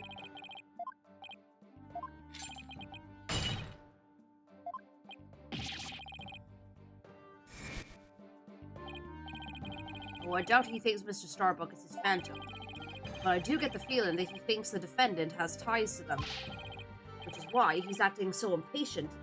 He's got a personal grudge against Mr. Starbuck. That's not real justice. I've always trusted in Prosecutor Blackwell's judgment until now. This time, I'm just so overwrought about it all. If he's lost his ability to think rationally, I'm afraid it might lead to a false conviction. I've seen Detective Fulbright's so tormented? This must be why he's been so cooperative. Don't worry, that's exactly what we defense lawyers are working to prevent. I feel bad for Prosecutor Blackwell, but I'm going to be rooting for your team this time. Don't tell him that. You have to promise me you won't. Detective Fulbright. Guess I was wrong about you. I swore to reform Prosecutor Blackwell and make him a valued member of society again. So I can't just sit by and watch him give in to his emotions and tear the defendant apart. You were the only ones who could stop him in court. You really care and want what's best for Prosecutor Blackwell, don't you, Detective? Leave the courtroom to us. Not like we want a guilty verdict either. I was hoping you'd say that. I'm really grateful for the two of you. To show my thanks, I'll give you another bit of information about the eyewitness. I saw her hanging around the Space Center entrance a little while ago. Really? Then let's go find her, Mr. Wright. Thanks, you two. I feel a lot better now that I've been able to get that off my chest. I'm going to work extra hard to find that perfect piece of evidence for you. In justice we trust. On three. 1, 2, 3. In justice we trust. Okay, later. The ads are about to start now as well, so I'll pause here for a minute.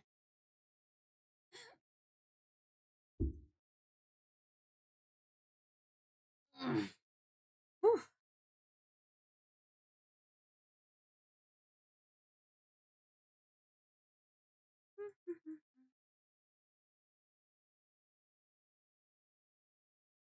Tabby, have you got any requests for dinner today?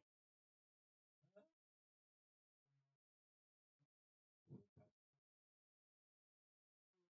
I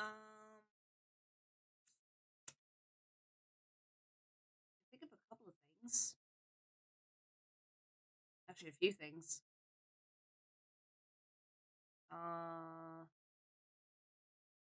Could do.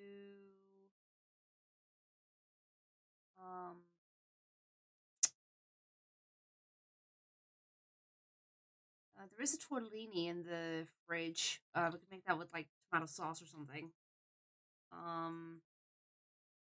There's we could have spaghetti and oil. I can't remember if we have any mushrooms though, but it's an option. We could make pasta with sausages.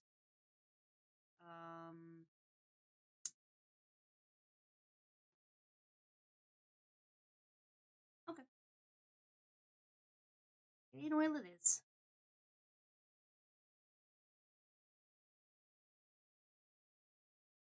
Mhm.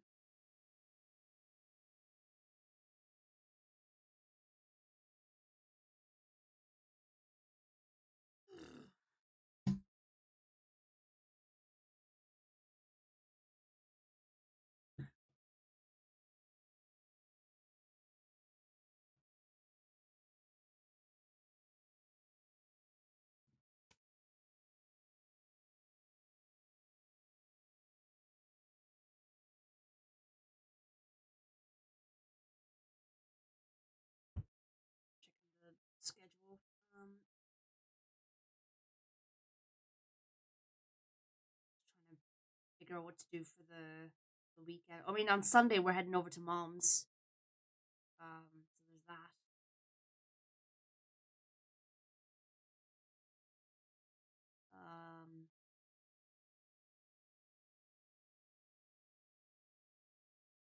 Just trying to think what to do for tomorrow.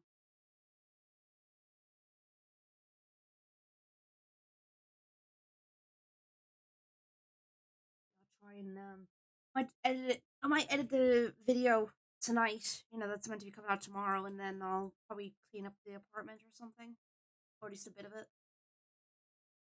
or at the very least try to organize some of the stuff around here.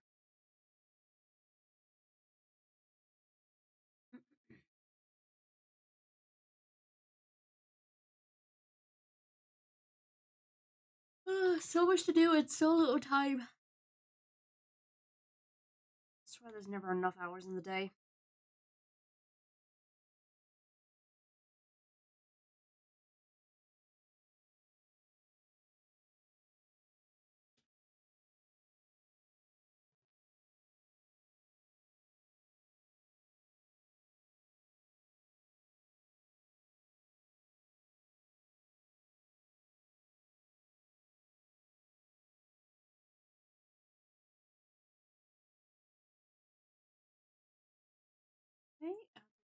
done.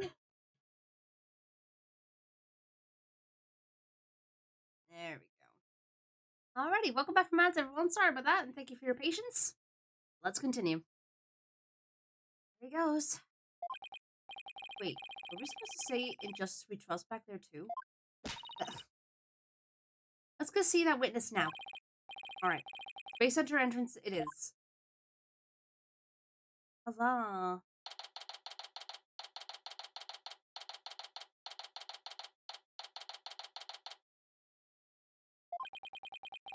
Witness must be around here somewhere. Hello, hello. Oh, don't tell me the witness is a robot. Hello, come over here. Wow. Hello. Are you sightseeing? Are you lost? Are you... what the heck is going on here? God damn it, I didn't even get to read that. I don't know, but this robot's kind of freaking me out. What did he even say?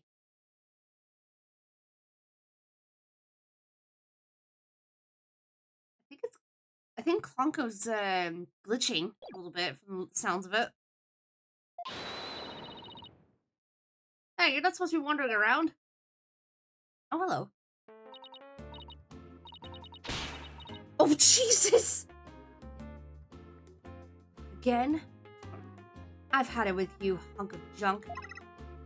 Yeah! I'm outside. Am I wondering, when did that happen? Okay, welcome back, hunk of junk. You don't know how close you came. If you didn't snap out of it, I was going to put you on the curb on trash day. I just said I love her eyes. They're really pretty.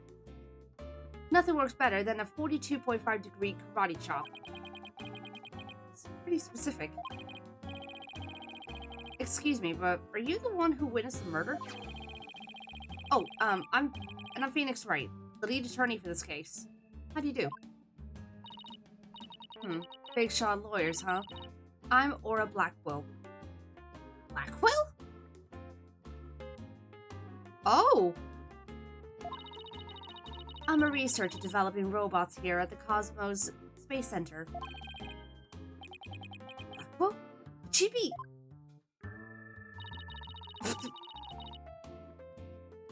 And this good-for-nothing robot is named Hunk of Junk. My name isn't Hunk of Junk. My name is Klonko. That's me, Miss Aura. Quit complaining. Your model number is Plonko 2. Yeah, but Miss Aura, everyone calls me Klonko. Quit your squawking already. No, what are you doing? No, don't. There. I bet you won't be talking back now. I will obey completely. Thanks, I better watch what wires I cross with this one.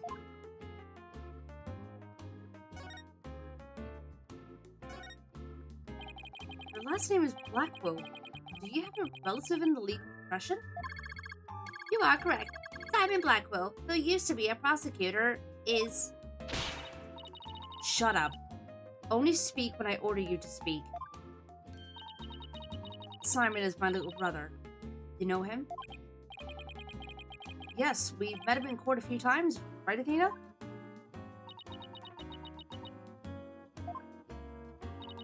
What a dull creature. Has her switch been turned off? Athena being shy? This is new. Oh yeah, I heard he was prosecuting again, despite being a prisoner. Why doesn't he just stick to solving disputes among inmates in prison, right? Hey, what do you think, hunk of junk? That, Miss Aura, that hurts. I'm asking you a question. Why don't you answer me, useless hunk of junk? But Miss Aura, you told me to only speak when you ordered me to speak. I told you to never talk back to me. You're worth more as scrap. Robot abuse, hawk attacks. Blackwell family life must Sure be interesting. Well, do you have any other questions? Wait, of course you do. You're a lawyer. It's not like I'm on Simon's side or anything. I just want to get this over with. So, you're the person who witnessed the incident? That's right. I was on the 4th floor of the main building, in the robotics lab. The explosion disabled the elevators, so I lowered my emergency ladder like the detective lead in the evacuation told me to. But it was such a pain. Why couldn't they have used the ladders in the other rooms? It must have been a very troubling experience. Probably best to just humor her here. Then, as I passed by the 3rd floor, boarding lounge 1 window on my way down, I saw the crime as it happened. And that's about it. So you saw the crime as it happened, and that's about it. Let's see. Wait, what? You saw it being committed? This is no time to just nod and repeat. So, you saw into the 3rd floor lounge. The very scene of the crime. That's right. There's a small window on the right-hand side of the room. I looked through that from the outside.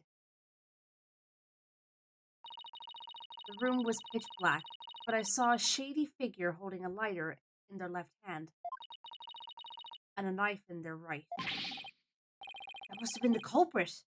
Did you see who that person was? Of course not. The power was out on that floor then, and there was only that tiny window. Let's see. But you did witness the moment of the murder? Yes. I saw the figure with the lighter raise their knife and... happened at precisely 10 a.m. Did you witness anything else? Did the killer have any distinguishing features? I already told you, it was pitch black in there.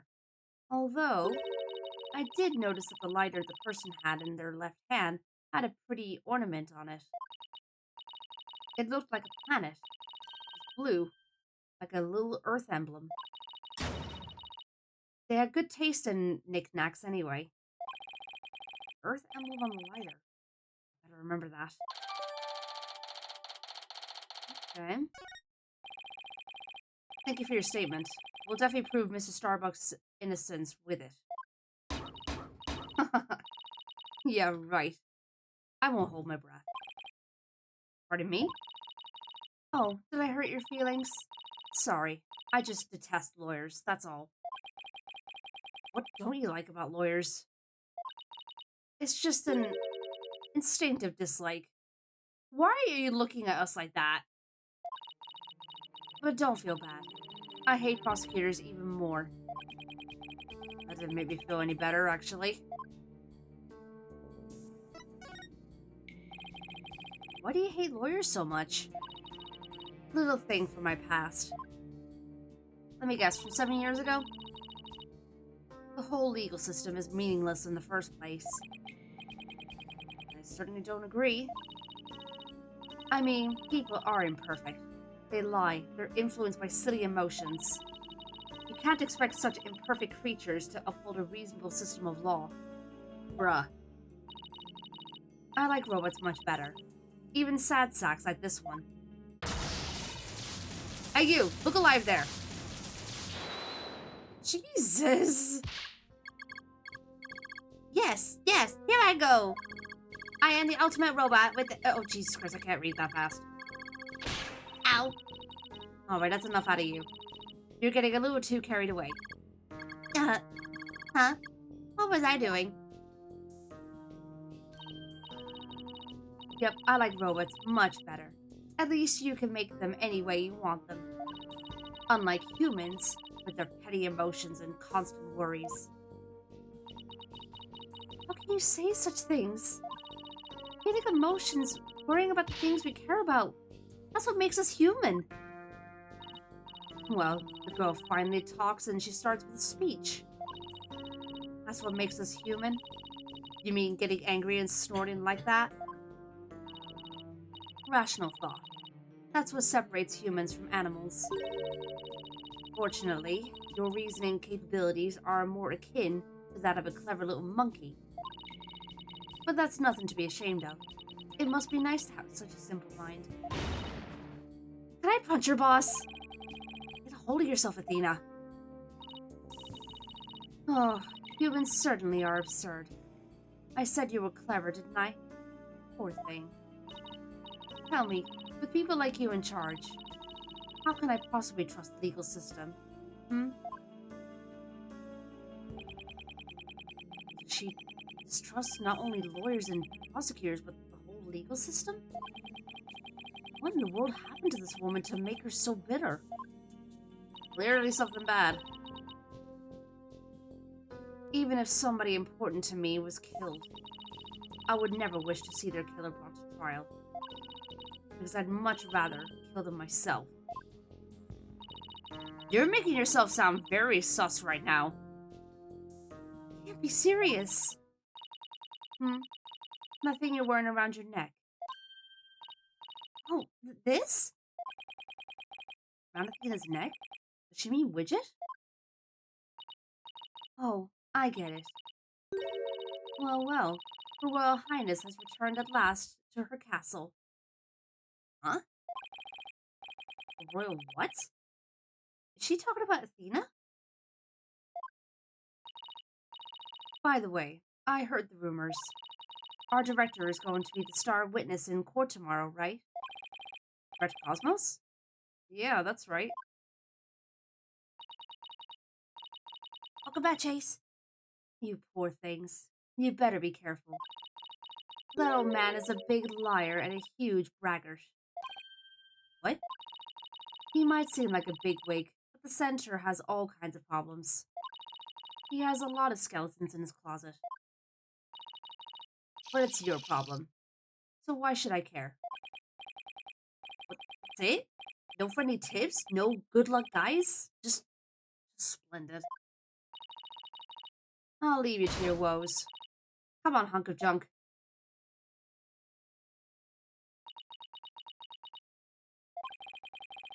Sad to me that she doesn't believe in our legal system anymore. She must have had a very bad experience to make her feel that way. You alright, Athena? You seem very down. I just can't believe she said all those things. Wow, she's really upset. She's been trying not to let it show all this time? Well, I guess it's not all that surprising. I hear about fabricated evidence and false indictments on the news all the time. You mean that whole Dark Ages law nonsense? I'm so sick of hearing about that. Well, all we could do is believe in what we're doing. Yeah, you're right, boss. I agree. Maybe it's time we went back to see Mr. Starbuck. Good idea. We should tell him about the bullet and Miss Blackwell's statement. Alright then. Next stop, the detention center. Let's go.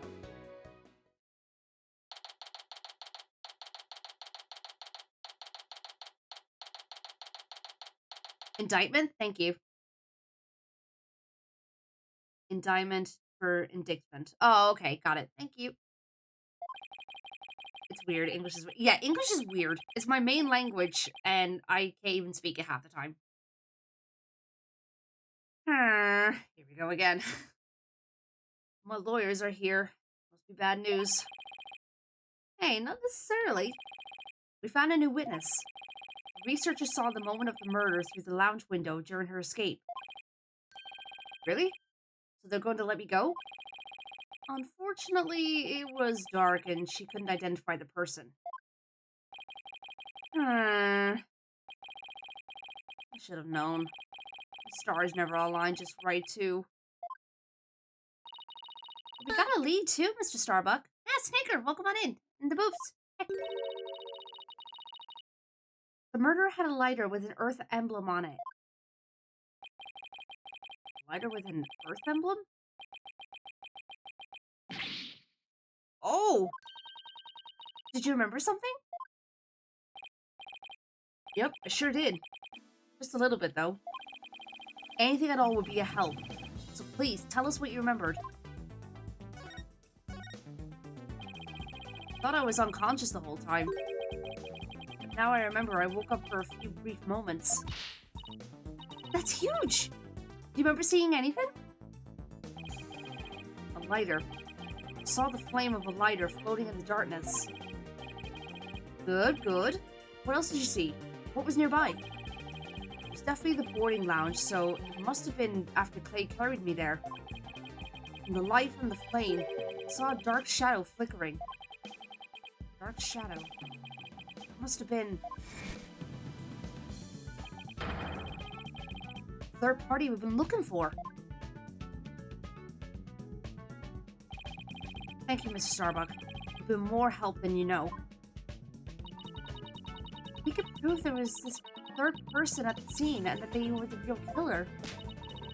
And you'll be cleared of all suspicion. The key will be whether or not we can identify this third person in court tomorrow. At least we have something to go on now, and that's a big plus. I should probably tidy the evidence up a bit before someone mistakes me for a hoarder. Now that we have a glimmer of hope, I'm suddenly starving. Why don't we go back to the office and treat ourselves to a big celebration in advance?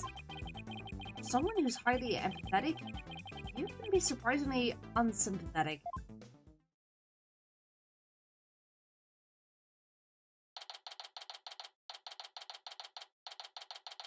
Did Trucy make those cookies? Is that what we're getting now? So you've had your strategy for tomorrow's trial, huh? Good for you, Daddy. Well, it's one step forward anyway.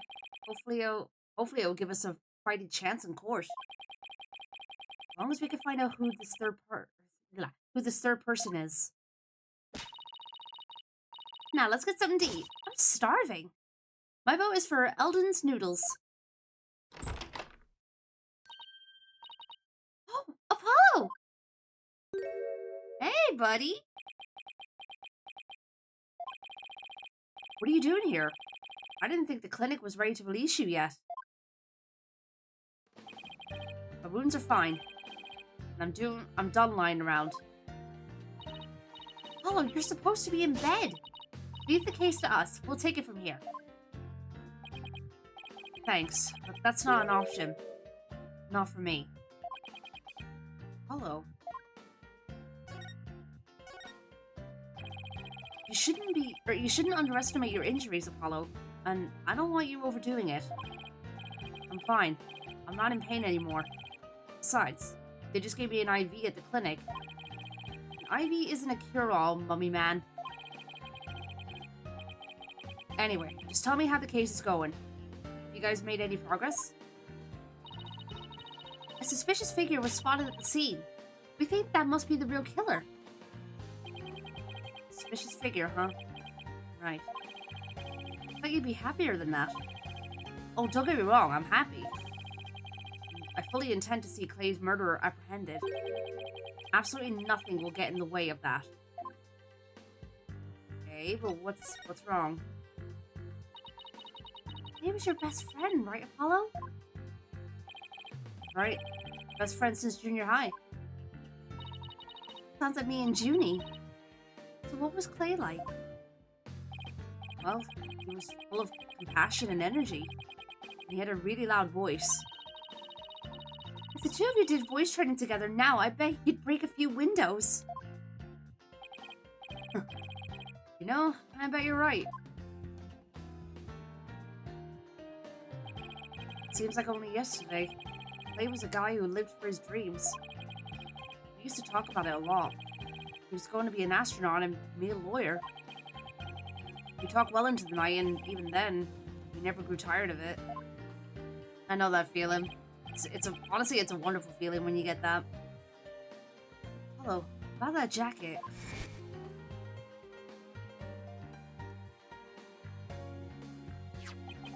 Oh, it's Clay's.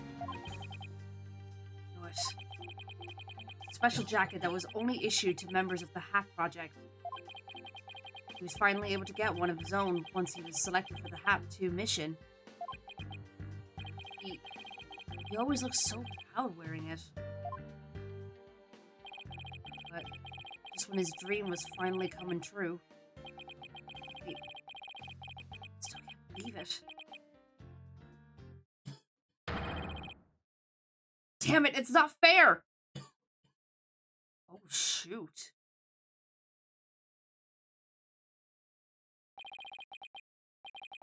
I would have gone louder if Tabby wasn't here, honestly.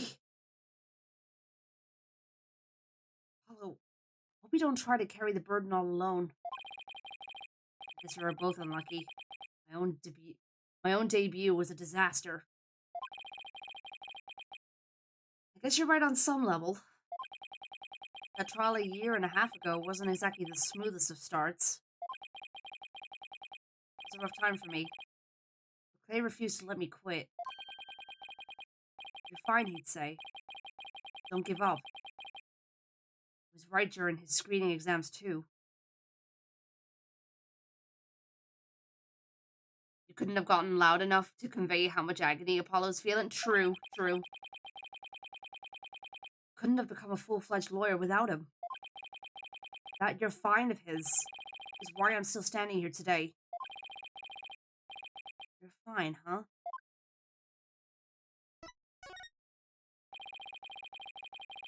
You're fine and I'm fine were like your catchphrases, weren't they? Something like that. Sure brings back memories. When we were in junior high, Clay's mom passed away in an accident. But he wouldn't show his sadness to anyone.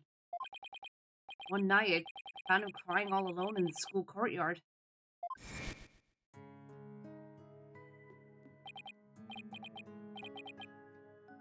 Aw. Mom! Get away, Apollo! Don't come over here! Hey, listen to me. I don't have a mother either. Huh? Does he know he actually does? Seems to know. I always think everybody else has a mom. Why am I the only one? But, you know, when I start to feel that way, I yell at the top of my lungs. I holler, I'm fine, and then, you know what? I start to feel like maybe I really will be fine. Apologizes, it's fine. Okay, Clay, now it's your turn. Okay. Clay turn is fine. There you go. Now we're both fine. We're fine. We're fine. And they're just laughing. Okay. What are you laughing about? See, we're fine.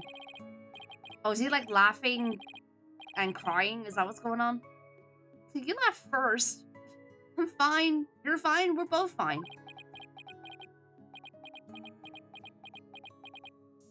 You wonder why he took so long to finally go to Wright & Co. after the Gavin Law Office was dissolved after case 4-1? Oh, jeez. Thanks, Apollo.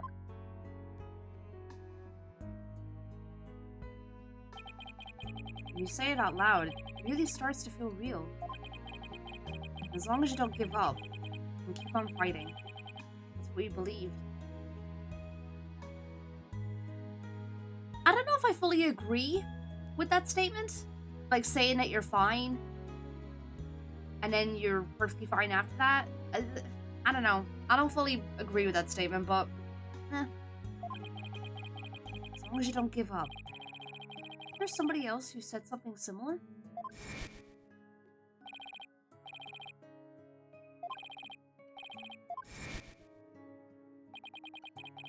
They called Mr. Starbuck his mentor and looked up to him. I wonder if I can be a good role model for my staff like Mr. Starbuck. Sorry, Mr. Wright, but I'll be taking a leave of absence. Ah, there's that line. What? Wait, you don't mean by a leave? You're really serious? Can you at least give me a reason why? When I put Clay's jacket on, I swore to him that I would catch his killer myself. That's our goal too. I agree with Athena. We should work together to find the truth. Truth, huh? Sophie, hi, welcome on in, dude. Hope you're doing well. What if the truth he seek and the truth I seek turn out to be different? I'm not sure I follow. What are you saying, Apollo? I'm gonna catch the person responsible for taking my friend's life in my own way. I don't like the sound of that. Take good care of Mrs. Starbuck for me. Now, I must be going. Goodbye. Why? Did he just say goodbye? I sensed a lot of seething anger and hatred coming from him. Also, suspicion. He's not walking out on us like this. I'm gonna go talk some sense into him. Hold on, Athena. Apollo can believe what he wants, but I believe he's wrong. Even if we take different paths, the truth we arrive at should be the same. I think the quicker we solve this case, the better it will be for Apollo. Yeah, you're right, boss. Alright, that's enough for one day. Make sure you're ready for tomorrow's trial, okay?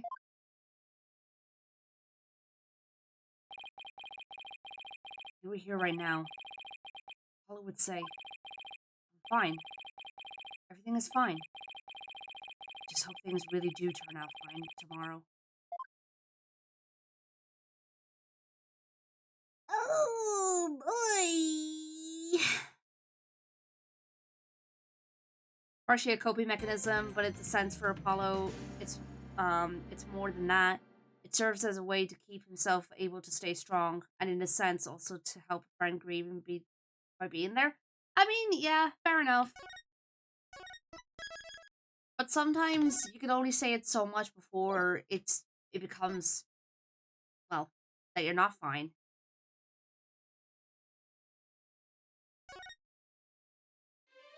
Thank you, Chase. I didn't think it was cute, but alright. Alright then, well guys, we're gonna wrap it up here today. That is the perfect point to wrap up. So, yeah.